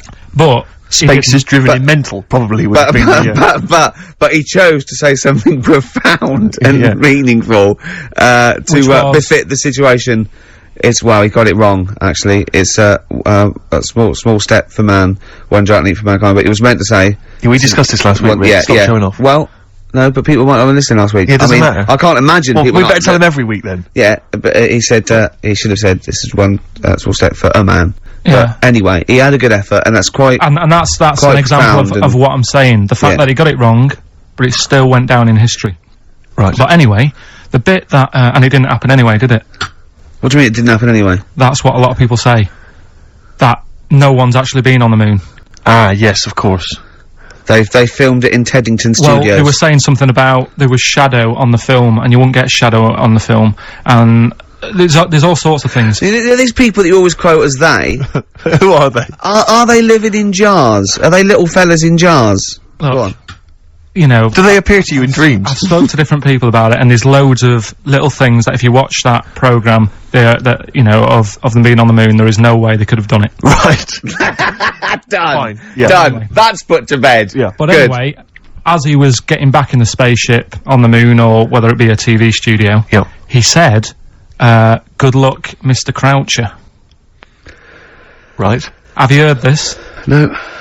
And the reason he said that was because when he was a young kid, and he was I think it was Croucher, but when he was playing as a young kid in his garden, he was playing baseball with his mate, and he chucked the ball to his mate, and his mate hit the ball, and the ball went over the fence to the next door neighbour, right? So he goes, right, I'll just nip over and get the ball. And as he was getting the ball, the window was open to his neighbour's house, and he heard, like, the woman shouting at her husband, saying, I'm not going to be giving you, a bit rude, so if you've got a kid in the car or whatever, turn it down. What, yeah, that's covered that, yeah. Right, Genius. I'm not, no matter how many times you ask me, I'm not going to be giving you oral sex. The day I do that, man would have walked on the moon. Right, yeah. He grows up, he gets on the moon, and he remembers all that story, and as he gets back in the spaceship, he says, good luck, Mr. Croucher. Now, do you know, we'll have to say, I've heard that story before, but when I heard it, the woman said, the day I give you a blowjob is the day the boy next door walks on the moon. Which makes it all the more profane. Impossible. And enjoyable. Yeah, and unlikely. Yeah. But yeah, no, I've heard the same story, Carl. Yeah. Look how pleased he is. I love that. Right, so not only have you remembered that anecdote, which may or may not be true, but of course you've also proven The that, day I give you a blowjob, that kid in the garden's probably going to walk on the moon and say something about giant leaps. Exactly. But, yeah, you must have heard the thing that it never actually happened. Yes, we've all heard Yeah. it. We've all dismissed it as nonsense. And moved on. Yeah. Yeah. And got on with our life. Right, Carl. What? Should we do, White Van Man? But you didn't prepare me for that. We better play a track and then I'll I'll fish out the newspaper and stuff. This is a good little bootleg track here from, Meats and Poultry here. They've, mixed, A with, Outcast. Right. Chorus is great. Is it highly illegal? It is. So people shouldn't rush to their tape machines now and press play Okay, and so record. whatever you do, don't record this now if you're recording it. Hold on, don't say anything. Well, that bootleg's going under the name of, Nothing, Miss Jackson, I think, by, Meats and Poultry. So there you go. I do love these bootleg things, because they're so pointless, but they're so enjoyable. Yeah, it's great. It's fun to do. Yeah, exactly. They're Really good fun. great. But, not as much fun as White Van Carl. White Van Carl, absolutely. Do you want to explain the premise? Well, we take the Sun asked someone else and asked Carl. It's as simple as that. That's The right. Sun have just taken a normal person, we flipped it. We're gonna ask Carl the same questions about the week's news. Yeah, just basically your opinions, Carl, as ever. What do you make of, well, obviously the big news, David Beckham's broken foot? Is this a big concern for you? No, I mean, it's sad, you know, it's sadder for him more than anyone, because, you know, to like, be in the World Cup is, like, the main thing for him, innit? Yeah. But he's still a young lad, and, I don't think he'll give up. I reckon he'll still turn up. He'll be alright, and, yeah, good luck to the lad. You know I like David, I'm not gonna slag him off. Wise words. He says that like he knows him, like he's popping round for drinks later. Yeah, like we tried to stitch you up. Go on. But obviously yesterday, was it yesterday? I think maybe Thursday. The Sun printed a big picture of David's foot and encouraged everyone to touch it at midday, because hoping that this would somehow, if we all thought and prayed together, somehow that would help his foot heal. Do you believe in that? No. Any belief in that? No, you're going down the old, like, Yoragella route, aren't you? Sure. And it's stupid. Yeah. I'm sure, I mean, it's nice effort and everything, it sort of cheers everyone up. Hold on, you believe in ghosts and warlocks Yeah. and licking toads. Why is that any more stupid than all those things? It's not gonna work, is it? Alright. Fine. It's rubbish. Okay. Okay, what about this then? There's apparently now available £1.5 million apartments available on an exclusive ship which sails around the world. Yeah, it's like, What do you make of that? it's a huge thing, and you live on it, and it's, I mean, in theory, How big is it? it's mental. Do you know It's when- like Huge a luxury town liner. centre. Do you know how, Because- like, people said that the Titanic was the biggest ship? Was that only then? They've got Yes. bigger ones now, haven't they? Yeah, A lot bigger. oil tankers are much bigger, and, yeah. No, but actual Liners are bigger, yeah, it was the biggest then, yeah. Because my mum told me that there was one that was that big that it had, like, rough areas on it.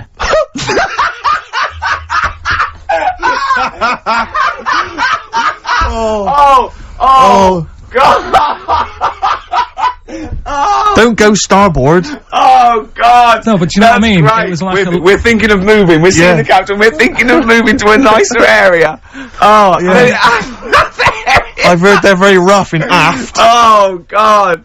Oh, that's They steal your fantastic. tyres. A ship so big that was rough areas. Oh. How big is this one that you're talking about? Well, I don't know. It doesn't give me the specifications here, but They're huge. They're huge. In theory, I mean, it's that thing with it's obviously marketing, but they're gonna solve the overpopulation crisis, where soon we'll all just be floating around the sea. Yeah, but yeah, I can see that, because I mean, think about it, right? I've been talking to Ricky about it. I was hoping to buy somewhere in London, but there is no way in this world that I can afford it, right? And you look at all the wasted space, like with the Thames. All it's doing is like collecting crisp packets and stuff and Coke cans, and people have to clean it up. Whereas if you got a load of boats on there, problem solved. Yeah. Would you live on a boat? Solved. What's his name did it, didn't he? What's that programme? Is it Bergerac? Noah. Bergerac? There was one where he lived on a boat. I think it's quite. That was Shoestring. Yeah, I'd give it a go anyway. Noah. I'd like to see you living in the air, maybe in a giant hot air balloon. Yeah, all right. But no, the boat thing. Because it is going to get bad as well, isn't it? They're saying that the water's melting or whatever. The water's melting. The ice is melting. Yeah. And there's going to be more water and less land. So in the future, it's probably going to be the way we're going to be living, isn't it? Have you seen that film Waterworld? Nah, I don't fancy it. Because that sort of predicts that, yeah. What, are they saying that the ice thing is Exactly, yeah. But at the same time, I was thinking about this a couple of weeks ago. If you get, I mean, I think I read that, like, a big chunk of ice, fell off one of the ice, what do you call them? Caps. Ice caps. Something like I think they said it's the size of the Empire State Building or something. Right. It snapped off and went into the water, and it's melted. And they say, oh, it's bad news, you know, that something that size is melting. But the way I look at it, if something that size falls into the water, it's like a big ice cube, and it's gonna freeze it up again. You with me? Not really, Carl. Go on. Right, you get a giant ice cube, the size of the Empire State Building, stick it in the water, it's gonna make, it's gonna stick back on again, isn't it? Well, no, only if it freezes up again. Yeah, well, it will freeze up. The water's going to get cold again because you've just put a giant ice cube in the water. So when you put an ice cube in a drink, the drink doesn't freeze, does it? No, the ice melts. If you put one the size of an Empire State Building in your glass of Jack Daniels, it's going to make it freezing. It's not going in a glass of Jack Daniels, it's going in the ocean. I know, but you see that I'm using my fables. Imagine a world. Use your brain instead. Imagine the world, imagine the sea, like the Arctic or whatever, as a glass of Jack Daniels. Okay. A big ice cube falls into it. It freezes, it melts back on again. So we're alright, I don't know why everyone's worrying. God. Thank God for that, I was getting panicked. Oh, fine. Do you understand what I'm saying? Yeah, no, you're right. Yeah, that will happen. Should we play some more music and then come back to White? Yeah, this is better than ever. This is dynamite this week. In there on XFM 104.9. We're doing White Van Karl. Got another one there? Well, it's just your thoughts really on the Queen Mum's very British send-off that she was given this week. Yeah. What do you make of all those people queuing up to see her? Did you think that was incredible? Right. Well, what we said last week, you know, there was I don't quite understand why there was so many people there, who were, like, getting really upset. Do you know what I mean? Really upset, crying and stuff, and you know, you can lose someone who's like related to you, and you don't cry like that. You sort of sit there and you think back to what you did with them and stuff, and then that's it. But the queue thing, wasn't it like miles long and stuff? Yeah, it was. Yeah. Right. I was sat watching this with Susan. 12 hours queuing. Yeah. It never got to 12 hours. It did, but that was the estimated time. No, but how long is a queue when they're just like, you know, walking along? Think how far you can sort of like, you know, stagger in 12 hours. Incredible. It's been ridiculous. Yeah. But again, you know, if they want to do that, it's their time and that, innit? And it was at the weekend, so they could have. It's not as if they got out of work to do it. No. You know what I mean? They used their own time, so good on them. But I thought, right, what they could have done. Remember when I studied Che Guevara? Yep. Yeah. Right. And don't be offended by this. It was just an idea because they did it with Che Guevara. Remember when they cut him up? Yes, they cut him up. Yeah. What was the reason for cutting him up? Well, they cut up Che in order to try and, you told us that they were going to send bits of his body to Fidel Castro and various other people, wasn't that right? As a warning, wasn't it, though, to all the people, like, one to... Yeah, my understanding was that they cut him up in order to, so they could bury him in different places, so that there'd be one shrine, there'd be, not one place that you could go to in order to... Well, a little bit like that. A little bit like that. I've like I can vaguely see where this is going. 6 queues, and it's like number 1. You can, you know, go and pay respect to her head or whatever. Oh God. No, but I just was thinking the way of speeding it up. I'm not having a go. I'm not because they haven't done it, so it doesn't matter. God. But they did it with Che Guevara. Yeah. Everybody would have felt like they've got close to her, and it would have speeded it up. No, I mean, but I can understand. Can I just say that genuinely, Carl is not being disrespectful here. This is his best idea to cut down the queues. So don't phone in. He's not suggesting we should have done this. He genuinely is. Well, but I mean, he's not doing it to be nasty or wacky or you know. He thinks this is a good idea. So can I just throw a thought at you? Che Guevara, who was like a powerful man who did a lot for the world and what have you. Yeah. And are you aware that I feel slightly responsible for this because have you heard of the quote, a little knowledge is a dangerous thing? Yeah. Okay. Steve, next one? No, just a very quick question. I can understand those that have queued for 12 hours to see the head. I'd be a little bit annoyed if I got there to find a toe. I'll tell you what though, I'll tell you what they could do without chopping her up. They could put about 9 queues, each could see each hip she had. That's true enough. Because she's had about 9 of them, so it'd just be, if you want to see the whole body, it's a 12-hour queue. If you just want to see a couple of the hips. Here's another suggestion for you, I've just thought, right? What? Instead of everyone queuing to see her, why not put her on a trolley and wheel her past everyone else? Running. So yeah, you could have some students on Rag Week, they can combine it, like when they're always pushing a bed. You know, they could just run it along the queue. No, that'd be fantastic. That'd be disrespectful. Right, as opposed to the chopping up. So. Sure. Right. But just an idea. Just I apologise now if anyone's offended. Anyone offended, I'm sorry, but... Okay, finally, this is more frothy. Liz Hurley lying low, apparently, at Elton John's house to try and avoid the press now that she's had a child. That's a good place to go to avoid the press. Exactly. Yeah, yeah, Elton John's house. Everyone seems to be friends with Elton John, don't they? Every Every celebrity's when friends did with... pop into Elton John's house? What is he running some sort But of... it was like when Robbie Williams was a drunkard and a drug addict, he went to Elton John's. Yeah, and who's the other Elton fellow that went there as well? What's someone to, you know, to recuperate and, shoulder to cry on? Is he giving out false passports? But I don't know if people have seen his history. He's not the man of, you know, I mean, I know he's cleaned himself up now, but, you know, maybe that's it. Maybe he's got this kind of insight into how to deal with celebrity. Yeah. What do you think? I think it's just genuine mates with him. I think he's just like a friendly bloke. I think she's been doing too much lying low in the first place. That's part of the problem, isn't it?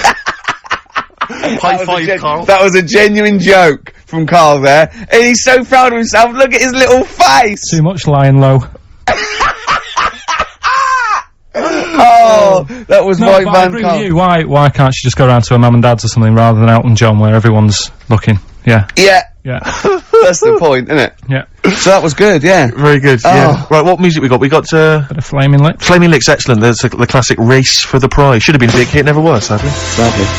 The Flaming Lips and Race for the Prize. Just playing that, Rick, for everyone who emails us saying. We get a lot of emails every week, but we obviously don't really respond to them because we're very lazy people, but we obviously appreciate it. And I play that particularly for Claire, who's emailed in saying her friend Sarah Prosser would like some Beatles. We're not going to play the Beatles this week, but Sarah apparently loves us more than words can express. More than Carl could express. Absolutely. I'm gonna stop you there, Steve. You don't want an advert. Spread your love on XFM 104.9. I'm Ricky Gervais with me, Steve Mitchell. And now it's Carl's bit. It's the re-education of Carl. He's like Liza Doolittle. And now he's coming to, or Lawnmower Man, if you've seen that film. More like Lawnmower Man, if you've seen the film. You'll know what I mean. And his homework was to just study quotes, really, on happiness and stuff, and general well-being. He's not a big happiness, quote fan, are you, Carl? Not really. So what have you done? You've come up with something, haven't you? Right, yeah, I told you, right? Because a lot of these are just things you say every day. They're nothing special. So what I'm doing... Well, you say them every day. Well, the sort of things you come out with and you don't even think about it, do you know what I mean? Yeah. They're on the TV all the time, people on the radio are saying these sort of little quotes. Sure. And, what I've done is, remember that programme on Channel 4, Faking It? Yeah. Where they got some, like, posh kid to be on a door and all that. What I've done, I've, Imagine if that was the pitch for the show. Dear Channel 4. Just gonna get a posh kid on a door or something? Yeah, Yours sincerely, Carl. come in. Yeah. TV producer. Yeah, yeah, go on. So, what I've done, this little book of quotes, happiness quotes, I've picked 2 that are real. Okay. And I've made one up. Right? And we've got a guess. And you've got to guess. Okay then, go on. Well, I'll tell you what, Rick, why don't we, when we've heard them, we won't confer. No. You'll write down yours, Yeah. A, B, or C, and I'll write down mine, and we'll Sure. see how it Okay, goes. Carl, off you go. Right, and just because I'm looking at this book, it doesn't mean I'm actually reading. No, I know, Don't no, worry, no. we're clever. No, we know, we can't see yet. Like, call my bluff. Yeah, go on then. Nothing is worth more than this day. Okay. Yeah. Yeah? Alright. Yeah. The way I see it...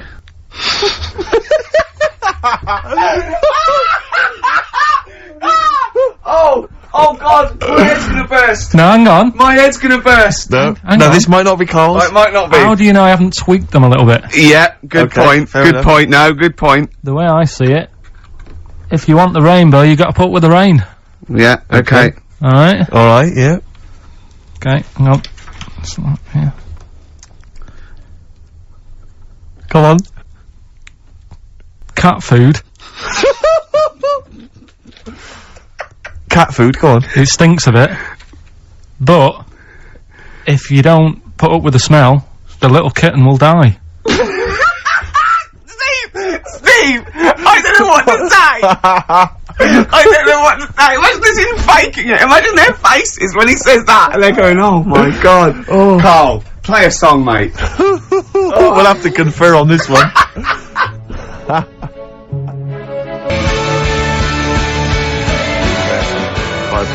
Well, that's just amazing, Carl. Just read them again. Two were real, one was fake. Go on then. Right. First one. Nothing is worth more than this day. Excellent. Next one. What does that mean? Well, cherish now, cherish your time. Okay. Because you can't get it back, and Yeah, you know that's the way I saw it. Carpe diem, whatever it is, seize the day and all that. Okay. If you want the rainbow, you've got to put up with the rain. Yeah, of course.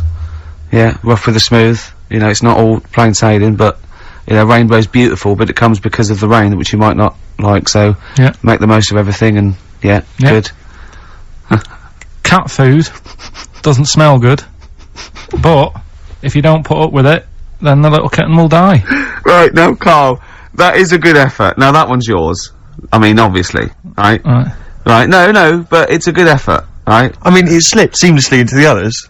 Yeah. Don't think it didn't. No, but it's good. I mean, we knew it was that one, but, what I will say is, it's good, but what you don't know, maybe subconsciously, is, I mean, it's very similar to, the putting up with the rain and the rainbow, but that's good. Why do you think that? Well, What does mine mean? well, even though it smells bad, it's good for something. Right, So see, that's I didn't look at it like that. What did you look at that? I kind of thought... Was yours more specifically about cat food, generally? Because you know, normally it's an analogy. Yeah, or a metaphor for something, you know, much bigger. Well, no, the way I mean, looked at it- Dolly Parton, who I think did the rainbow rain thing, she wasn't specifically concerned about weather conditions. No. It was a sort of general idea. It's all about life. Yeah, well, that's what I've done. Go on, I've used an everyday thing yeah. and put it with today's problems, right? Go on. So, like, my girlfriend, yeah? She might like to go shopping for clothes. I hate it, Right. but because I love her, I put up with it, Ah, that's nice. yeah? Yeah. So, you love that little kitten, you can't stand the smell of the stuff you gotta feed it, but because you love it, you go, well, you know, I'll put up with this just for a few minutes, and then I can, like, squeeze its head later, and give it a little... Sorry. Can we go back? you know, stroke its head and stuff. Oh, right. Yeah. Sorry, it was a bit of a slip, was it? Squeeze its little head. Yeah. Yeah, well, that's just the thing that I do with cats. Put it in a bag and drown it in a lake.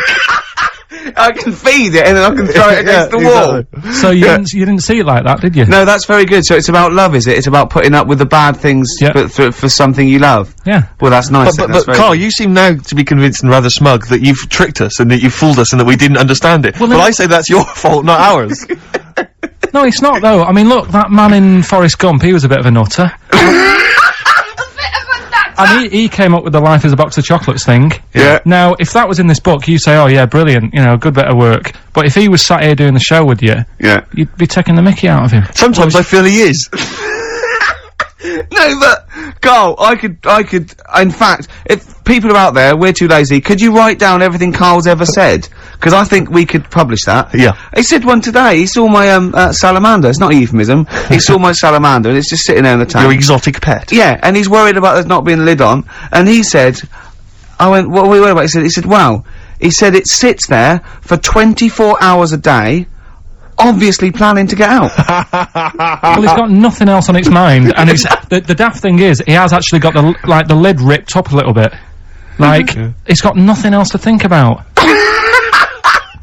and it'll be looking up there. Yeah. And it's going to get out. But what's the worst that could happen? What's it thinking? What do you think it's thinking, this salamander? It's got its eye on the DVD player. I could have Ian be down the market. Well, Oh, God! are they dangerous? Can I just say something? Are they dangerous? I think the salamander's thinking exactly the same things as you. I mean, to look at you, you've got the same expression on your face. You know what I mean? You're dressed in green as well. You've got a little round sort of Hamburglar type head, like the salamander. Very similar. And yet I think you bonded with it, didn't you? Yeah, but I probably would have tried to get out, but my little paper round bag would just hang on the corner. Yeah. Listen, can we have more nepotism on the show? I know that we did that earlier with the We haven't got long, soundtrack. have we? We haven't. My housemate, you remember I was working out with him last week to Helen from Big Brother's dance-a-size video? That's just frightening. Yeah, we've kind of let that slip a little bit, I've got to be honest. But anyway, he's joined this band. They're called Fujiya and Miyagi. Slightly difficult to pronounce. But anyway, this is a track that I think's been getting some play by Nick Luscombe and John Kennedy on XFM. They got a gig this week at the Pool on Curtin Road. That's 18th of April, Thursday. Let's play it. Can I just say I've got a fridge freezer for sale, 400 quid or nearest offer. Fujiya and Miyagi performing live Thursday the 18th of April at the Pool on Curtin Road. Admission is free, Rick, so I imagine you'll be heading down there. Yeah, I will. Well, I've enjoyed this show. Yeah, it's been a good one. It's great. It's been great. Carl, any more? Oh, tell that story that you were telling me about your dad when he was driving. Well, it's just that you were talking about, well, I mentioned Forrest Gump. Yeah. And, the Forrest Gump types. When my dad was when he was a taxi driver. Yeah. You used to have to, sort of do your bit for the local area. Oh, God. By taking the Forrest Gump people to Blackpool. Yeah. Is that what they're called now, the Forrest Gump people? Is that what the organisations that support them ask for them to be referred to? A minibus with life is a box of chocolates. Exactly. .com. Well, Forrest Gump types. It must have been, so you work with these people. It was, the people with learning difficulties. And they used to get 5. Coming home must have been a busman's holiday. So he got 5 of them in the cab. Yeah. And they had to go to Blackpool, and 4 of them were really good, behaving themselves, didn't mess about, weren't fighting and stuff, but there was one who was just causing loads of trouble and he couldn't control him. Oh, and what you've got to be able to do with people like that, you don't want them to get stressed out because it's not good for them. It stresses them out, and you could end up with a bit. Thanks, Dr. Carl. You could end up with a bit of a riot on your hands. So he thought, I'll nip this one in the bud right now, and he pulled up just on the outskirts of Blackpool, and he took the one out that was causing problems and put it in a wheelie bin.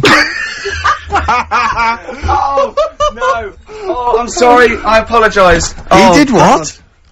Oh, He did it for the good of the others. He put it in a wheelie bin. It was having a good time. It thought it was one of the rides. Can you stop saying it? Him. Yeah. He was having a good time, and once he calmed down, my dad went back and picked him up, and it was fine. He had a good time. He left him in there the whole time the others were in Blackpool? No, he left him there, not the whole day, probably about an hour and a half. In a wheelie bin? In a wheelie bin. Why couldn't he get out? Because, like, his arms were trapped on the thing. One of those, What, he tied him up? No, do you know, like, because he was a big fella, and, like, he managed to get him in so his arms were down the side like that, so he was a bit trapped. Wasn't he screaming and crying and stuff? He was making a bit of noise, but, do you know what I mean? What you feel served him right? Well, but anyway, I didn't really want to talk about it. He just brought it up because of Forrest Gump. Did his family know about this? Is this the first time they'd have heard about this? He didn't get asked to do it again. Because he had another problem similar to it where he had a little minibus, and it was his job to take a load of old women to the bingo hall, and it was miles away. And he took him there. There was no problem. About 10 old women in a minibus. One of them was causing trouble, so he pulled over it.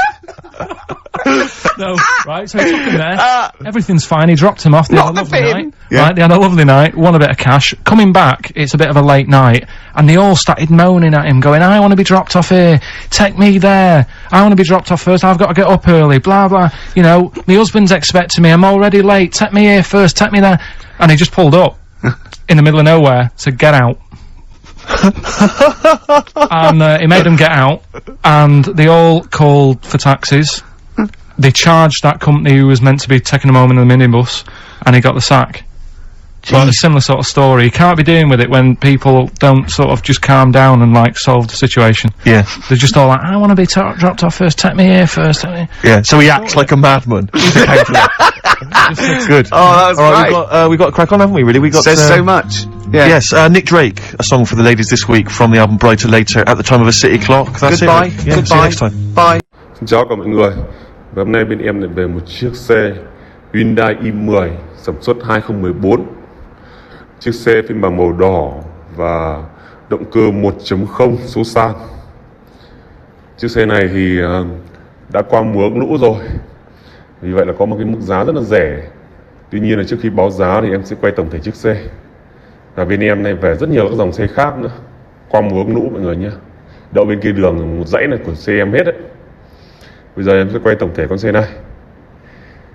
Và mọi người muốn đến xem thì check thì cứ đến xem trực tiếp, và em sẽ mở máy ra và cũng cho mọi người đi thử luôn. Còn hiện tại bây giờ em chỉ quay review nhanh thôi, để còn quay các con xe khác. Con này 2014 bản 1.0 số san Hyundai i10 màu đỏ.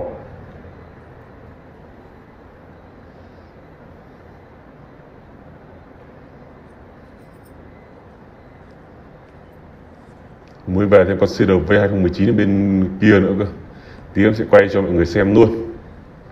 Hyundai i10 bản 1.0 rất là tiết kiệm xăng đấy.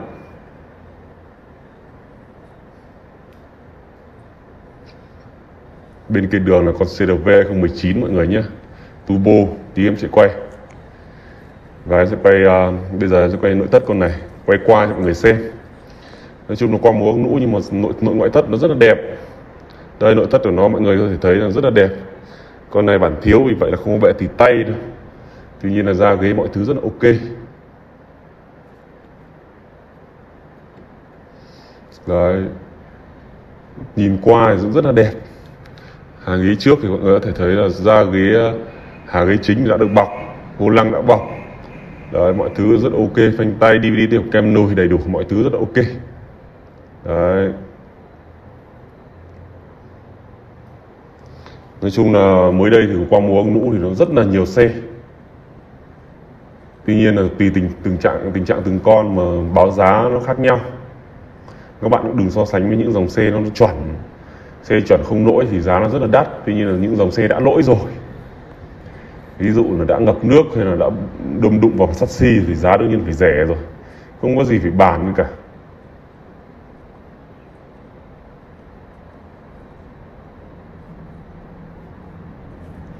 Con này tay nắm cửa mạ chrome, lốp la răng cũng rất là mới nhé.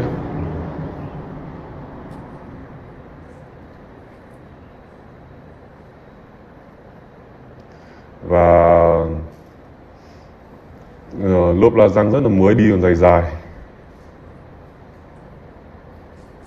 Và các dòng xe này nó có hệ thống gọi là chống trộm đấy, rất là chất.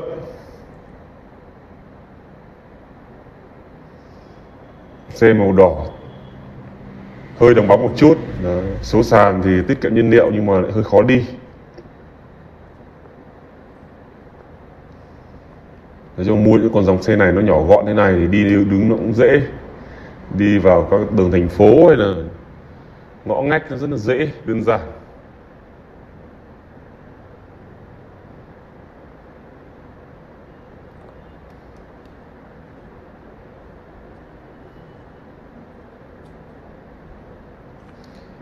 Đấy, cái xe thì chỉ có vậy thôi. Và chiếc xe này với em do bán với một mức giá là 90 triệu cho một chiếc xe mà nó đã bị qua mùa lũ rồi. Mọi vào bên em nó fix hết nỗi rồi, mọi người chỉ việc đi thôi. Đi trên mưa trên nắng đưa con đi học, nói chung là thế thôi. Vì nó đã có lỗi rồi thì các bạn biết rồi đấy. Ai mua thì liên hệ sớm với em. Nếu em ghim đã bán thì không còn nữa, còn em chưa ghim gì thì vẫn còn. Xin chào cả mọi người nhé, ai mua liên hệ sớm, xin chào.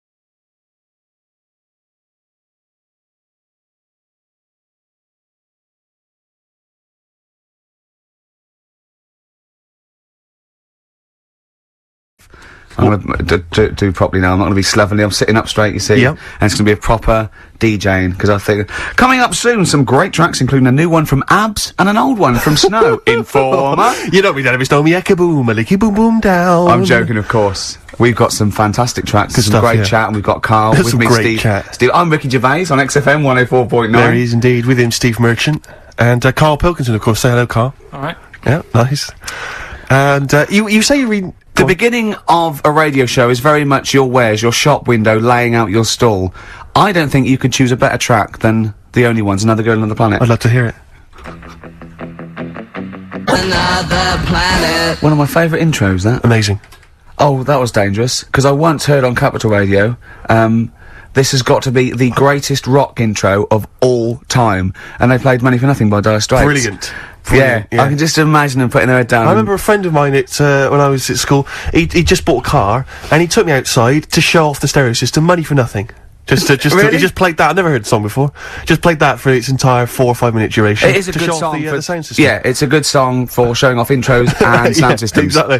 Yeah. You said you were driving along earlier. You saw someone. Yeah, it was one of those zooped up sort of, sporty saloons. Nice. You know, the big, like a Mondale or something, those big, and, it was blaring out, and the bloke in it was sort of like, I could tell he was 24, but already going bald. Yeah. From, like, obviously his estate agency job, not too well. yeah. But he's made a bit of money, and and the stereo system was ridiculous. I mean, so loud, and it was going through Covent Garden. He was playing Snow in Informer. Oh.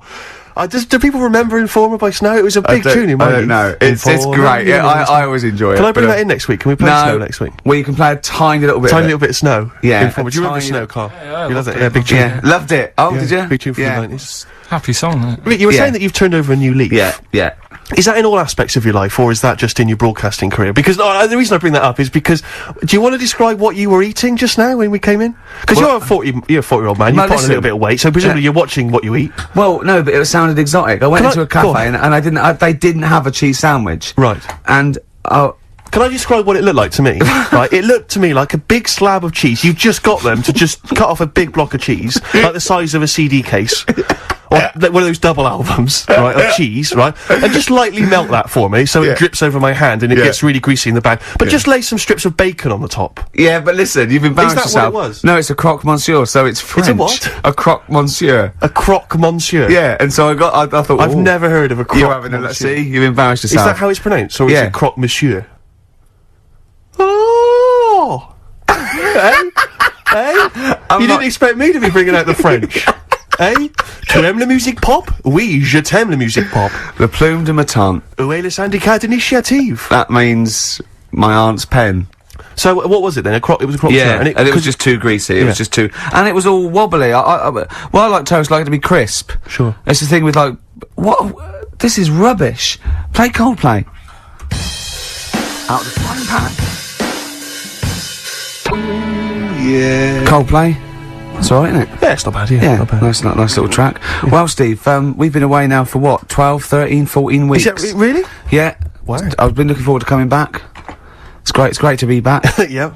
And, Yeah, we've had some laughs, some tears in the interim, I imagine. Yeah. We've had a few ups and downs. Obviously, been working on the TV show, The Office, BAFTA winning, coming soon, BBC Two. But Rick, I just need to mention something quickly to you. When did I last see you? I saw you yesterday, didn't I? Yeah. Because we went up to Edinburgh yesterday. We were very nicely invited to go and talk at the Edinburgh International Television Festival. It was quite a big deal. We went up there and we were interviewed. And Ricky chose to go on the train because it takes like 4 hours. Is it 4.5 hours or something on the train? Yeah. But it's quite leisurely. It's quite sort of gentlemanly thing to do. Yeah. I opted to go for the plane option and fly up there. More modern. Exactly, and they bankrolled that, they paid for it all, and that was all not very nice. And as I recall, when I last saw you, we got a cab, didn't we? And you asked if you could get the cab to drop you off at the train station. Yeah. And then it took me on to the airport. Yeah. Did I? Now that was before. The last time I saw you was before I got to the airport and missed my flight, wasn't it? Because I had to drop you off in the centre of town. Yeah, no, that was just before I had to pay £165 to upgrade to another ticket. How did you not tell me that in the last hour? £165, Ricky, I had to pay because we dropped you off at the train station. So, I mean, do you want to go halves on that, or how do you want to deal with that? How do you want to sort that whole mess out? Why were you late?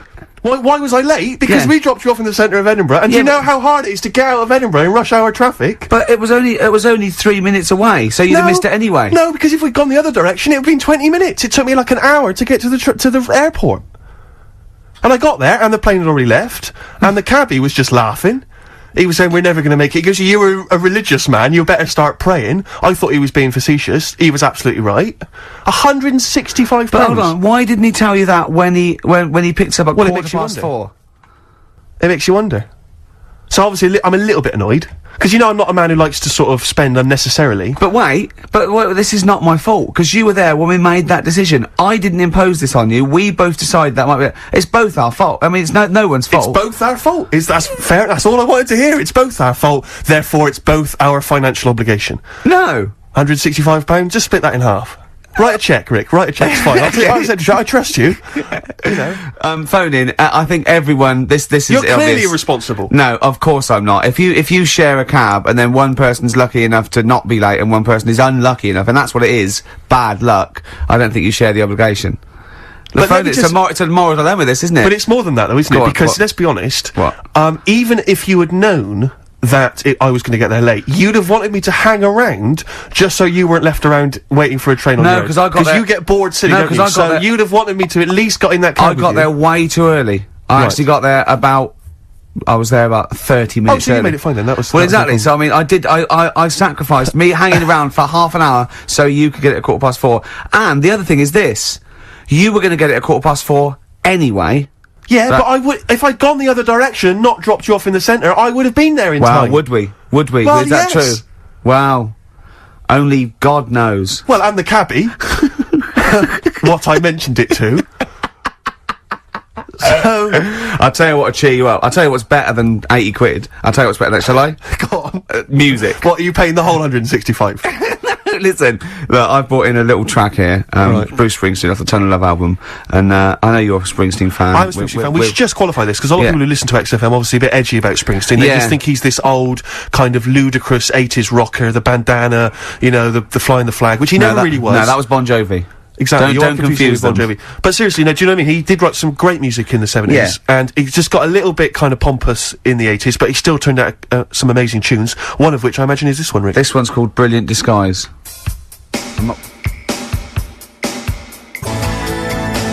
Bit of Springsteen there, Brilliant Disguise on XFM 104.9. I think that soothed you a little bit. That's Not really. taking the blood off. I just remember something 80 as well. quid, Rick, 80 quid. You know what? We finished the talk at about sort of 3, and we had a couple of hours to kill before we got about that half 2, wasn't it? We had a couple of hours before we got the taxi, and we were eating in this cafe, and Steve said, "How long's your train journey?" I said, 4.5 hours. He went, "So what time I get?" I said, "I'll get in about 10. He went, 5:30, me. And he's quite smug, and I went, "Yeah," I said, it is quite a long time. I just started to sort of relax now. There, he went, "Yeah," I said, "But," he said, "I think I'm come off better here, because usually you've organised all this stuff." He said, "But I think you've chosen wrong here." I said, "I think you're right." Didn't you? Don't think those words were coming back to haunt me as I was handing over 165 notes. All I was thinking was, And I was on Ricky's the gonna be train loving in it. first class, drinking John Smith's and listening to Mercedes Walkman. Yeah, but I handed over my initial card. She said 165 quid then, and I went, fine. I handed over the card. It was a Switch card. She said, we don't take Switch. Don't they? I was thinking, what am I going to do then? I don't know what I'm going to do. I don't know where I'm going to get the money from. What did you do in the end then? Well, Go to luckily I had cash? another card. Oh, right. And she managed to accept that one. But I don't know what I'd have done. I don't genuinely You don't didn't know what tell I'd me have you done. had another card. Yeah, I got 2 cards. Have you? Oh, yeah. Sure. Yeah. Yeah. Oh, that is depressing. I was so depressed because I just kept thinking about what I'd said to you. I've won this time, because normally I'm always like legging it for tubes, or I'm just, do you know, where I get stuck in the rain or And something. I've I just never organised seem a to be able to driver or organise travel. something. Because when you get me a job, I said, "Why? It's up to you. It's up to you." You know what I mean? Every man for themselves. But this time it was 4.5 hours, and I was just in that 40 minutes on the plane. There'd have been no problem. Yeah. Unbelievable. I'm so livid. Do you know, I got off because I was not very well either. I'm a bit ill at the moment. I got off the plane, and I thought, well, I could get a cab from the airport all the way back home, but, you know, I've already been stung for 165 quid. Got the tube. Took me forever. Really? I'm not gonna lie to you. It took me forever. So I got in probably later than you did. Around the 11 o'clock mark. You didn't really? No, it wasn't quite as bad as that. But I was so depressed. I'm really depressed, Rick. So I was I saying know. 50 quid has well, took me money, right out. I mean, Steve does not like to waste money, and I mean by that I mean I don't like to spend money. no. he had to go out and get a shirt for a photo shoot. Not quite an important photo shoot for, I think, the Times, right? Went out, he was buying a shirt, went out, planned it, right short. Came back, $14.99 from Henny's. Henny's, $14.99. He knew where he was aiming. He aimed straight for Henny's. He knew where he can get a bargain. This is a man. But it seems to me that at that kind of price, you can throw them away, Av. You don't even need to wash them, really. You can throw them away using, like, Kleenex. Have you ever thrown one away? No. No. Just scrape off the stains and keep on wearing it, Rick. Remember that time when we went to the casino for my birthday, and I was like 100 quid down, and some people were 100 quid up and 100 quid down. He, after the 3 hours we were there, was down £20, genuinely depressed. I was almost crying. Yeah. Because I don't, well, it's because it's a mugs game gambling. It really is. Was that where because I went there, it was, there was one time we went there, it was, our agent's birthday. That was another time we went there, right? And he was up. And he got a win, he was 30 quid up. And so I said, it's your round then. And the round was more than 30 quid. And he couldn't believe it. And he sat down and he went, I couldn't believe it. He said, and I bought him a present, so I was already down. Yeah. I turned out I was already down because I bought our agent a gift. I didn't see him buy one. And you know that thing where you're buying a round of drinks for people you don't even know? So it's like, what's the story there? Why am I suddenly bankrolling you drinks? It's like, I don't know you people. I'm not going to get any kind of, I'm not going to see you again to sort of reap the benefits at a later point. Because he came in with his three most of you are married or engaged, so I'm not even going to pull from it. It's a waste of time. It was just pure generosity. It was something like from Swingers, because he came into the cocktail bar holding 3 chips up worth £10 each and went, hello, like that. Yeah, I was £30 up. That's a lot of money, Rick. Carl, you know that. 30 quid. You don't want to sniff at that. Oh, what songs should we play? We've got lots of songs in. So bit of Incubus. Just to make me more depressed. Is that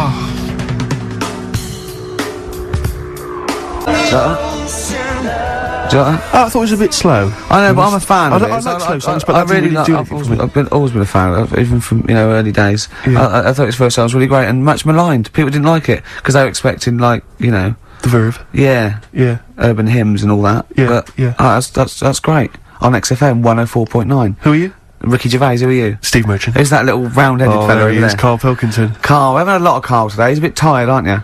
Just a little bit. What happened? Annoyed You came back from Edinburgh today as well, didn't you, on the plane? This morning. Yeah. Got an early flight. Yeah. It's just annoying me because there was like people on the plane fighting over where they wanted to sit. Surely they've got designated seats. Well, they have, but that wasn't good enough for them. They wanted to sit next to the friends and that. And it's like, well, you can't because you didn't check in together. So that's the way it is. Yeah, done. But the thing is, it's from Edinburgh, 40 minutes. Yeah. And I just don't understand this sort of. You can stand for that long, can't you? Well, why do you have to sit next to the person anyway, to be honest? I mean, fair enough, if you're going on a long flight, someone to talk to, but for 40 minutes, it really doesn't matter. I never want anyone to talk to. I don't want anyone sitting next to me to talk to me. Why? What are they there for? What? I don't mean people I go with. I mean if I'm travelling alone and I sit next to someone, I don't want them to talk to me. Yeah, but I don't really If I was travelling with you, I'd really not want you to talk to me. Not if you're going to talk like this. Yeah, this. Oh, you sound like you're suicidal, mate. It was just a couple of people arguing. It's over, man. Yeah. The plane journey's finished. Why is it still stewing you up? He paid 160 quid and he's not whinging. He doesn't care. 165 quid. Let's get it right. If we're going to bring it up, if we're going to mention it. And it's like orthodox back to him. He said to me, Rick, it's only money, and money is just something you have in case you don't die tomorrow. He's got a great attitude towards money, Steve. It's like easy come, easy go. So just take a leaf out of Steve the I'm not spending that much merchant, and you'll have a happier life. Sorry, I just need to defend myself for a minute. There are certain instances in life where, you see, now you're giving me an attitude like that I'm tight. It's not tight. No, shut up. Let me defend myself. It's not that I'm tight with money. It's that I want to get value for money at all times. Yeah. Because, you probably got a lot of cash given to you, maybe it's pocket money when you were a kid. Every penny I've ever had is been money I've earned. Yeah. So frankly, I'm going to spend it wisely. Like, for instance, you might say you're in a party, or so you're at a party, maybe out in a bar with someone's birthday. You get talking to a girl, right? Maybe you buy her some drinks, right? You're chatting to her, and then you're chatting away for 2 hours, and then at the end of the evening, she says, I got to go meet my boyfriend now. Right? She's wasted my money and my time there. Yeah. That's 2 hours wasted and money wasted, right? Now, she should have told me straight away that she had a boyfriend, and I wouldn't have bothered with her. I'd have moved on, I'd have let on to What if she thought she was just having a chat with another human being? Though, Rick, where I'm being deliberately deceived so people can extract money from me or interesting conversation. Yeah. She knew what I was after. It was obvious. The drooling mouth, you know, the beady eyes. And yet she was leading me on. And she was a prostitute. and think how he felt about that. I mean, what a slap in the face. Let's not try and cheapen it with that kind of cheap sexual innuendo, right? She occasionally slept with me for money. It wasn't for money, it was for meals. Yeah. No, but the point was, no, do you know what I mean? It's just that sort of attitude generally in my life. It's like, don't waste my time, you know? Don't waste my time or my money. You're right, life is, the clock is ticking as far as I'm concerned.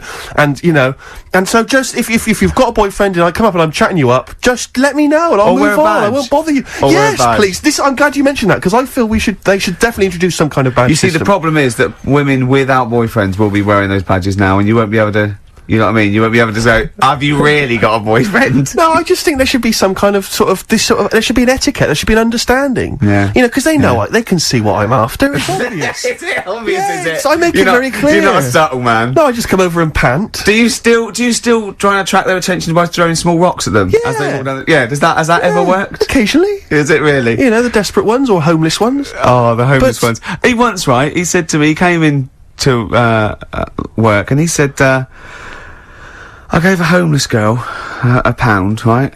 Because I fancied her. He said, is that wrong? Is that really bad of me? I don't think it is, you see. I don't think it is, because it seems to me if she was an attractive homeless girl, then she deserves some of my money. I just imagine him slowing down. I imagine him like going past loads of tramps going, get out, babe, get a job. And she goes, hello. But I have to say, I did for a moment just pause and think to myself whether I could kind of scoop her up in my arms, take her back to my place, and kind of turn her life around like My Fair Lady. Oh, yeah. You know what I mean? And kind of teach her to speak properly, and dress her up in smart clothes, and take her out into sort of society. Yeah. I think that's where your first mistake was. You said, listen, love, I'm up for it if I can hose you down. That was where you went wrong. Smiths, Cemetery Gates. Great, wasn't it? Always cracking. Off the Queen is Dead. Voted best album of all time, I think, in an NME poll. I don't think it is their best album. Strangers Here We Come. I agree. I agree. Yeah. Cracking.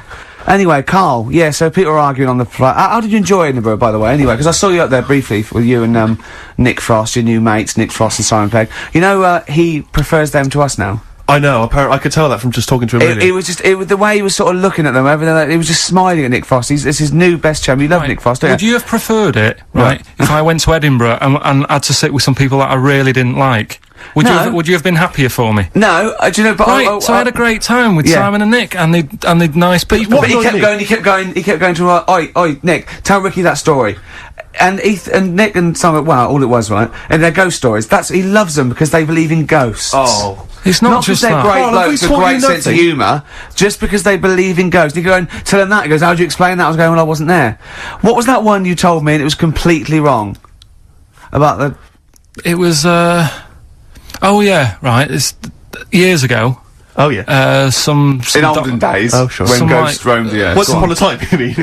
Yeah. Some doctor or something who was into, like, the way bodies work, they got their head cut off. Who did? The doctor? Yeah, he was doing a bit of an experiment. And he cut his own head off? Yeah. Okay. And it was about, he said, when my head's in the basket, I'm gonna blink my eyes. Right. Okay, sorry, hang on, let him finish. And, so the doctor has chopped his own head off, and he's told everyone, I'm gonna blink my eyes to prove that he's in the basket, and he goes like, right, I'm gonna blink my eyes about, as many times as I can. So quick, count them. And they count, and he got to, like, 15 before he died. Now, this is how Carl told me that. Till Nick Frost explained that, Carl told me, he said, right, well, a bloke, right, he had his head cut off, and when his head was in the basket, he went, count how many times I can blink. And I went, well, that's rubbish. He went, no. And Nick went, well, no, he actually said, when my head's in the basket. He went, and Carl went, all right. I said, Carl, do you know the subtle difference? Do you see the subtle difference? I have to say, though, guys, I still don't really understand what went on there. You've both lost me. The story is that a bloke who'd been found doing, You mean that Carl just explained it and that was a clear version? Because I still don't know what you're talking about, Carl. Well, this bloke had his head cut off at experiments against God. He was a doctor in the, in olden times. Yeah. And when they cut his head off... Why did they cut his head off? Because it was... he was executed. Crimes against... Exactly, he was executed, yeah. And, he said to his assistant, when my head's in the basket, I'm gonna blink, count how many times I blink and write it down as an experiment, right? Carl told it to me, like, his head was cut off and he went in the basket, and when his head was in the basket, he looked up and said, count how many times I blink. Yeah. I love that. I love the difference in that story. Yeah. Both rubbish, but, one's possible and one isn't. You believe anything that you're told, except when we tell you the truth. Right, here's one. Christ. ghosts and that we got talking about. Sure. And Nick said, right, he said, you'll like this one. He said, my auntie, was having loads of problems. Why are you whispering? It's not illegal like, to talk about ghosts on the radio. No, but It's hearing this. so, the auntie's in the house and that, and, furniture's moving about all the time. Oh, God. And they were like, no, this is Steve, you told me this one. This is such rubbish, mate. No, come on, let's listen. I'm gonna leave it to you. I'm gonna sit back and enjoy it. I'm just gonna watch your face, Steve. right. Sorry, so So I they missed the said, beginning there, Carl. There's an auntie in the house. basically, Nick's auntie, Right. in the house, things moving around all the time, and it was man. just annoying every time she tidied up. It was like, It's just annoying. making a mess. It was one part annoying to two parts scary. Yeah. So, stuff was moving around all the time, and they said, right, rather than we need an housekeeper. Yeah. rather than having the house a mess, until we sort this Stop out. it! I've got the vicar coming round. Stop moving stuff around. Oh, yeah, go on. They said, That shouldn't be in the pants drawer. let's put all the furniture in one room, right? Right. So just have one room that's a mess, and have all the others empty. Because I love the poltergeist can't really. It can move wardrobes around, but it can't open a door to put it in another room. Yeah. Poltergeist going, oh, I'm just making this room messy. I wish someone would open the door so I could. Go on. Yeah, but so all this stuff's in this room. So they right? moved all their furniture into everything. one They room. put like the drawers in there and everything, and it was really uncomfortable because they were all like on top of each They other. sat in the room with all the stuff. Yeah, they had to because that's where the 3-piece suite was. Okay. Oh, God. Right. All right. Oh, God. So they sat there, like, all crumpled up and that, but nothing can move because it's so tight. Yeah. I think things were trying to move, Yeah, but yeah, everything yeah. was so tight. It's They just like, foxed that poltergeist. so anyway, one night they sat there, like, sort of a bit awkward watching the telly and that, and you hear some banging Yeah. in the next room. So she goes, "Oh God, what's that?" Oh, he hadn't moved in, had he, the ghost? So To some of the empty rooms. so there's this He's bang, moved some friends and family in. there's this banging about going on. No, so listen to this, listen to this, she Steve. gets up, right, Yeah. and what it is, they had the baby in the next room because there wasn't much room for the cot. Right, so they left the baby with the ghost. So they go into the room where the baby is, and the banging Yeah. is like, do you know those plastic balls you get that you can chuck round the room and like they go mental? Right. The ones that you chuck once and Yeah. they keep bouncing Yeah, for yeah, ages. yeah. That was bouncing around the room. Wow, what, the hitting baby had thrown it? hitting all the walls, and the baby was there, stood in the cot, sort of laughing Right. and looking at the ball, and wherever it looked, the ball went. Yeah. And then she said, "Stop doing that," Yeah. and the ball just stopped. Did it? And it rolled a bit and stopped. Right. So the baby had thrown the ball and it was watching it as it bounced around the room. It wasn't throwing it; it was in control of it. No, the point is, Steve, the baby has been doing it. Would have been the baby all along. The baby had been messing with the furniture. It was So the it's baby a that had the super power. Yeah, it's the baby that had the power. Special baby. It's a baby that had the power. It's What a power? baby that had the power. What- the what's power the power? of telekinesis. Right. They were then trying to convince me that telekinesis was not like all the other stuff that I didn't believe in, but that was a science. Right. Telekinesis was possible. Yes. Yeah, it's not like ghosts and demons and all that sort of. Telekinesis is different. Yeah, That's yeah. a science. But Nick's auntie saw it, and I love the fact that you're telling me that someone else's auntie saw it. So I should be satisfied with that. Yeah. I should be satisfied with that. I mean, So does she still live in one room with all her possessions? no, I think the baby grew out of it, apparently. it grew The up. baby grew out of it. So it doesn't use its telekinesis powers No. anymore? Well, no, it's No. like in Carrie, innit? She was upset for a bit, and then she got over it. Okay, I'm just gonna say one thing, Carl. That was a film. Do you want to play a record or? Get free. Alright, on XFM absolutely. 104.9. Can I just tell you a story that Carl told me a couple of weeks ago? Is this another ghost story? Another Yeah, spooky it is, story? yeah. I called him out. I was, what are you doing? He said, I've just been reading ghost stories again. He went, he said, you don't believe in them, but how do you explain this? Right, I went, go on. He said, I'll tell you as he told me it. He went, bloke, right, just sitting at home, doing, watching telly with his cat. And, the phone rings, and it's a bloke going, is that fire, in your oven okay now? 'Cause your wife called. And he went, Carl went, well, 1, there was no fire in the oven. 2, he wasn't married. I went, right. Go on, he went, well. Then, right, there was a knock at the door, and there was 2 sort of people in sort of white coats, and they came and said, we've come about that fire. Your wife called us. He went, 1, there isn't a fire in my oven, and 2, I'm not even married. Right? And he said they saw the cat, and they looked at the cat. It looks a bit weird. The cat came out. Nothing. And he said, and then he went back, sat down. Phone rings, and they said, did they sort out the fire in the oven that your wife told us about? Oh. He went, 1, there is no fire in my oven. 2, I haven't got a wife. And Carl went, what do you think of that? I went, that's not it. He went, yeah. I went, That's the end of the story. What?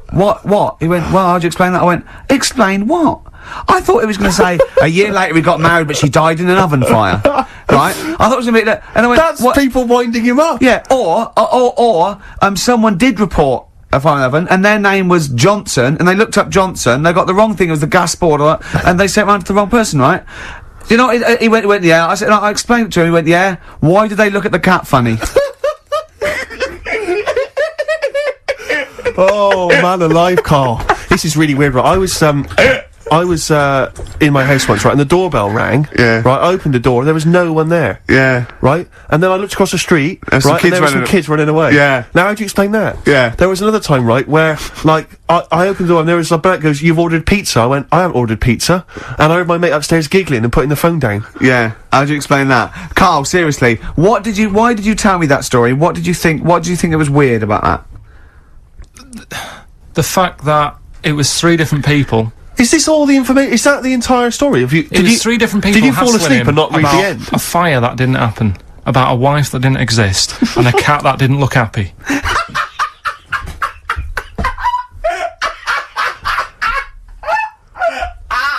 Oh, I'm gonna have a heart attack, Carl. What? I mean, why did they look at the cat funny? Because cats don't like spirits, do they? What? The other blokes were ghosts? Yeah. Yeah, that's it. So these are kind of beetle about type ghosts.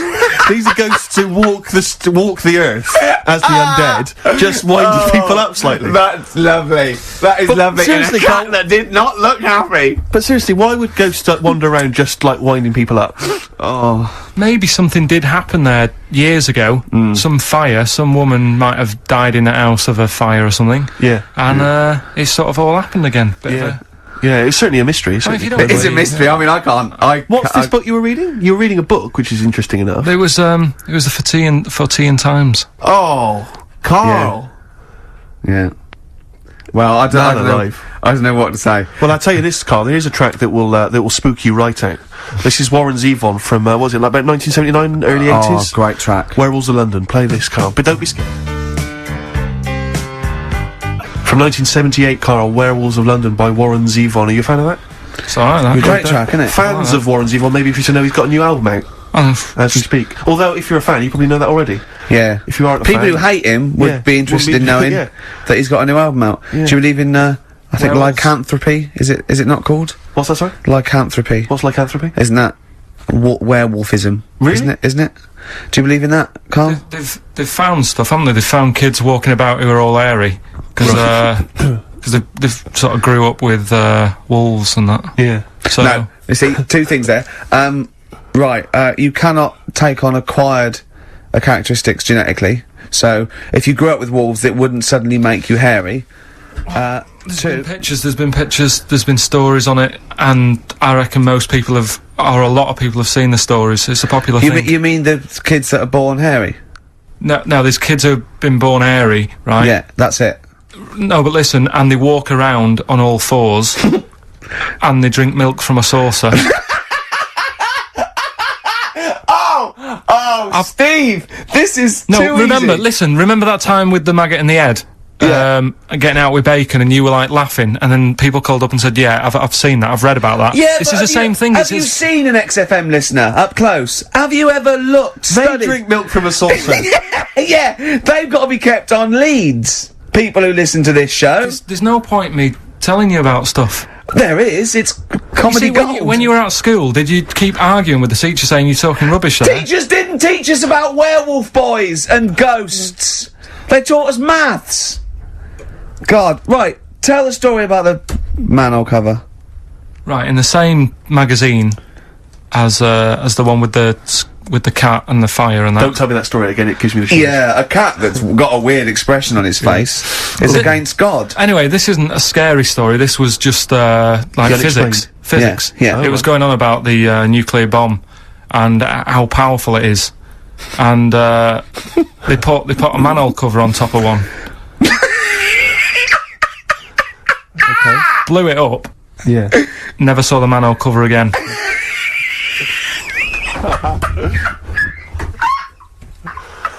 Man alive, Carl. Unexplained. What's going on there? Something weird is happening there. Oh. If anyone has ever seen that manhole cover, please get in touch. We'd love to know where it is. Oh, that's fantastic. What sort of experiment is that? I imagine all these scientists on multi-billion-pound research budgets, they're going, we test everything. What would you do to a manhole cover? Don't know. That's like letting a couple of students.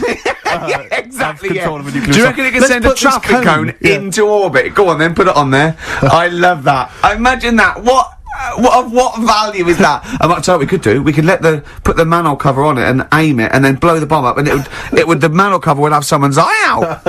Fire it. See if you can fire manhole covers off the nuclear bomb. Whatever. Tie bangers to a bomb. See if it's louder. Oh God. Okay, listen, Carl, play another track, and then afterwards, can we probe your views on the week's news? If you want. We'll do a bit of a white van Carl session.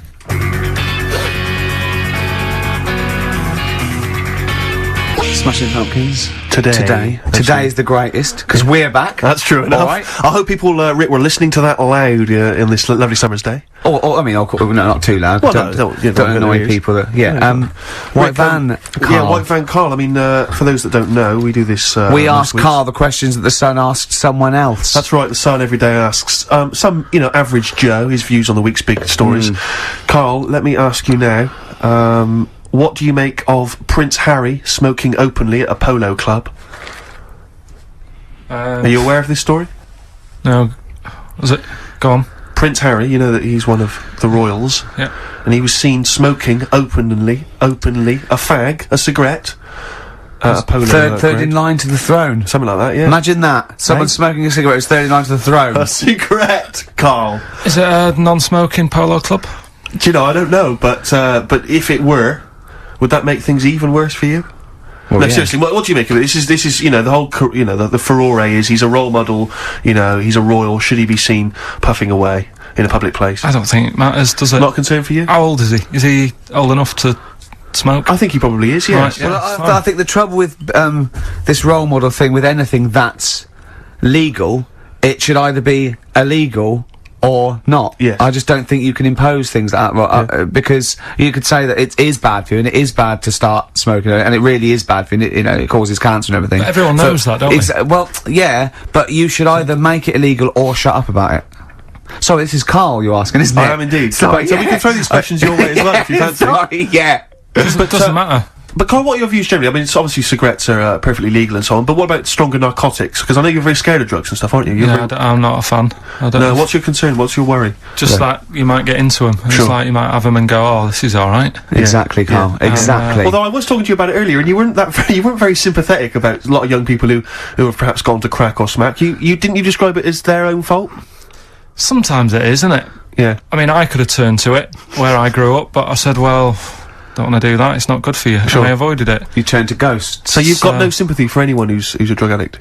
It's their own fault. It depends, doesn't it? Sure. Do you know what I mean? You can be an addict if, I don't know, something, I'm trying to think of a nice way that Well, you most might people end up- start on stuff like that because something really traumatic's happened to them. Very few people go out for a laugh one night and go, let's all try it. Sure. So, but, yeah. Just anyway. say no, I suppose, is the Just say attitude no, in the end. listen to the cast of Grange Hill. Now, this will scare you. Now, Carl, you will be a little bit unnerved about this. Have you seen the film Jurassic Park? Yeah. You know what happened there? Well, according to the Sun here, it says scientists are planning to clone mammoths for a theme park. Look at his face, look at that, he looks like a dog caught in the headlights of a car, he's terrified. I love Carl. He sprung to attention Carl. there. Is that the best news you could have? Man moths.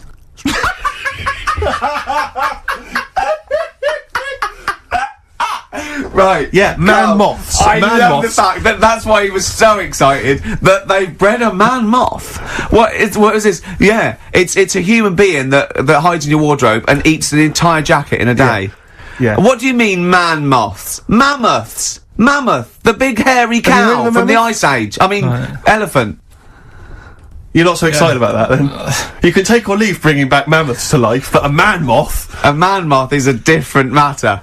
Oh, if we'd have never brought that up, he'd have gone and told someone now. Yeah. You know, I've bred an half man, half moth. This and is that's what how, we This is how mean. things start. This is what we mean when you hear these ghost Are you stories. slightly deaf? Is that it? When you hear these stories, you're slightly deaf. And his head was in the basket, and he went, count how many times I blink. Is it? Carl, is English your first language? Are you actually foreign? Is that the thing? Yeah. Should we speak When we say slower? foreign, we mean not of this planet. Yeah. Should we speak slower? Would that be a help to you? No, go on. Next What do you one. make of that? Do you think that's good? The Would you think idea that's of good to bring bringing back mammoths? prehistoric animals. These giant elephants. They're slow, aren't they? It's not as if they're gonna, like, get out and run fast and they can't capture them. They'd probably be a fence, to be honest, Carl. They'd probably be a fence. No, but you're asking it as if, like, oh, it could all go wrong, but it couldn't, could it? Well, Really? but the point was about Jurassic Park, because they thought it wouldn't go wrong, and they thought they had it all under Yeah, but control. that was Have you learned Dinosaurs. nothing from Jurassic Park, Carl? Dinosaurs would say, oh, think about it before you do it. But with a airy elephant, it's not gonna. Not a concern for you. Would you go along to see him? Would you be interested in that? If it was in the area. He's great, isn't he? I'd love a queue, Nothing right? impresses No, him. but what I'd like to do is Carl sitting like Yoda in a little cave, and I'd just like to see people like Tony Blair and, you know, Stephen Hawkins in a queue, and they go and say, Carl, got a bit of a problem, And thinking of cloning a man and a moth. Problem? Not an issue. No, if I'm in the area, I might cruise around and have a look at it. Otherwise, just don't send it near my my clothes. Oh, that's fantastic. So it's just for a second. As the words "man moth" came into your head, how excited were you? I mean, were you both terrified and excited? For the moment when you thought that they'd cloned a man and a moth. I pictured, What kind of face did he have? Did he have the moth's head, or was it a man's head? just a little man head. Right. What was his face? What did it look like? He just was like a bit shocked. Perplexed. Yeah. Yeah, So it was like he'd been grafted onto the body of a moth without his consent. And when he was asleep, lad. Yeah, he'd woken up. he just went in to have a goiter removed, Yeah. and they said, we've He replaced woke your up with goiter with the body of a giant moth. Yeah. Is that alright, Mr. Jenkins? So he had the head of a little. Was it a little boy or a man? little man, Right. Okay. and he's just bumping into a lamp. He's just bumping into a van. If you went into hospital and they'd done something, what's the worst thing they could do, right? What would you rather have done, do you, right? You wake up and you've got lobster claws for hands. Right. You wake up and you've got duck's feet. Or you wake up and you've got one horn coming out of your head. The worst thing, Yeah. probably the horn coming out of my head. Why? Get in the way. That'd be useful, wouldn't it, in fights and stuff? And for like parties, people would play Well, I suppose quoits. the lobster claws would also be quite handy there. Definitely.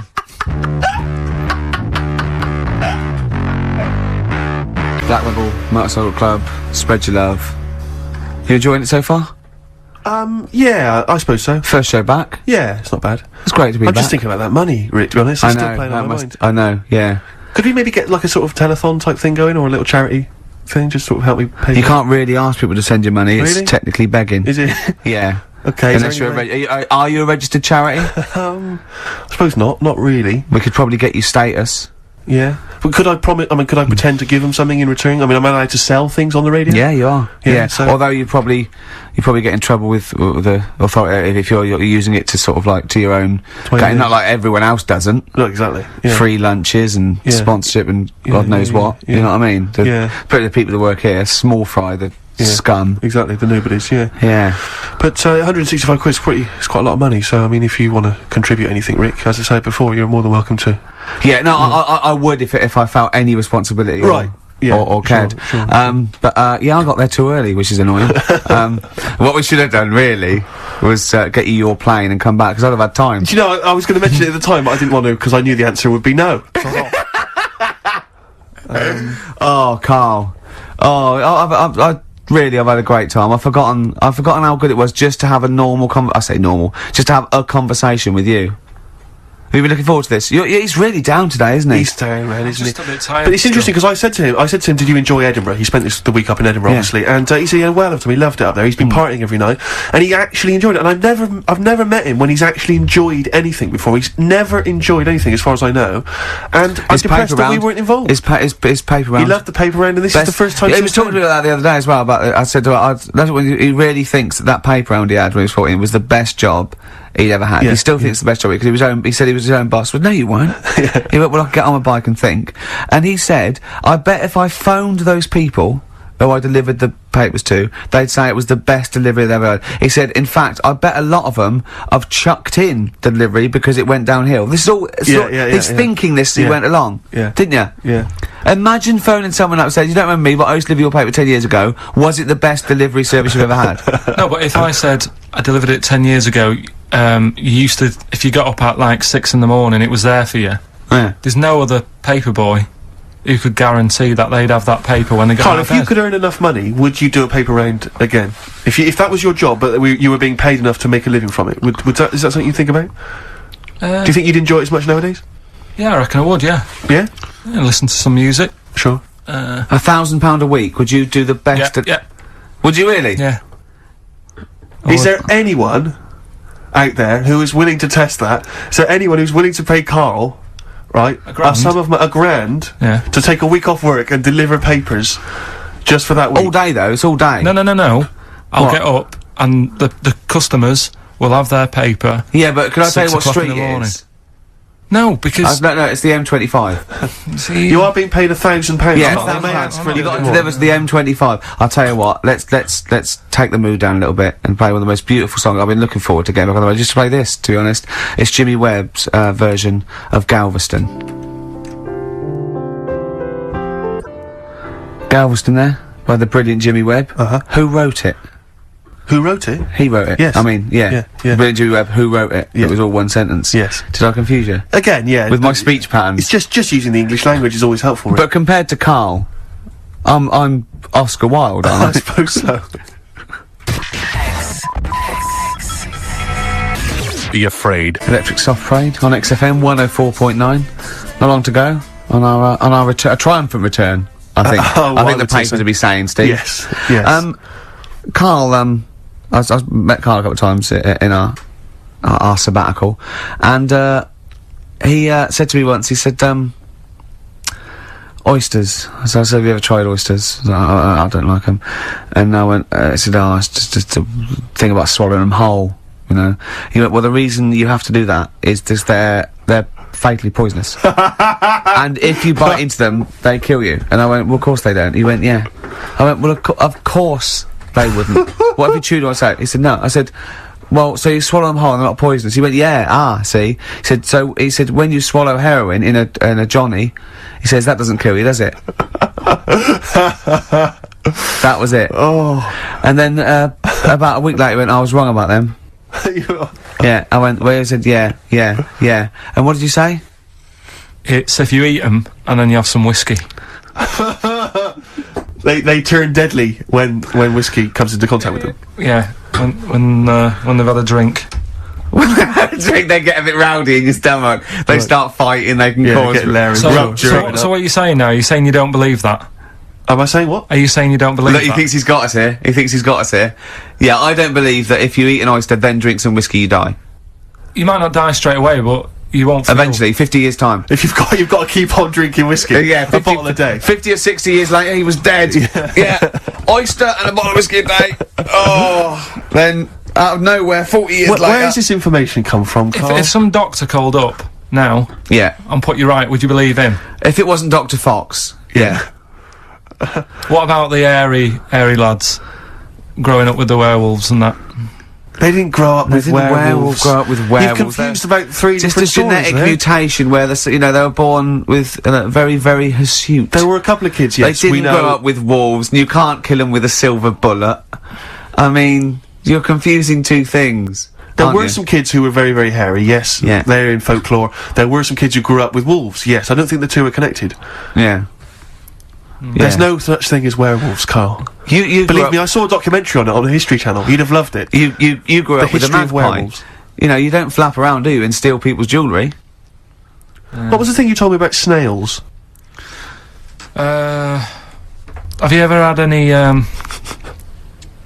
post that looks like it's been opened? Occasionally, yeah. Right. Well, what it is, it's not your postman having a sneaky look. A sneaky look. Problem is, right. Slugs. The problem's slugs. Slugs at night. They like nipping about and that, and it gets a bit cold. And in London, like in the country, they go into the grass, don't they? Right. But in London, it's like, oh, what can we do? And they go in letterboxes. Slugs go in letterboxes? Get in letterboxes, it's nice and warm in there, dry and what have you. And these are homeless slugs, aren't they? The ones that have lost their shell. When they're in there, they only found out that they love glue.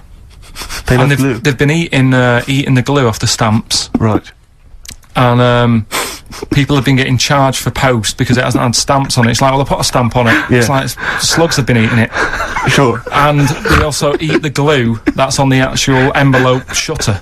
And it's a real popular problem, this, that letters are being lost and opened and all that stuff. Yeah. Slugs. Are slugs like stealing postal orders and things and cashing them in and stuff? Yeah, again, you know, if there's a doctor, if there's a postman. Yeah.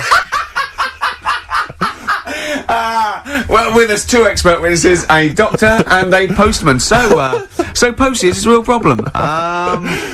When we see a slug's trail or a snail's trail, it's glue. That's the glue they've stolen, is it? That's a little.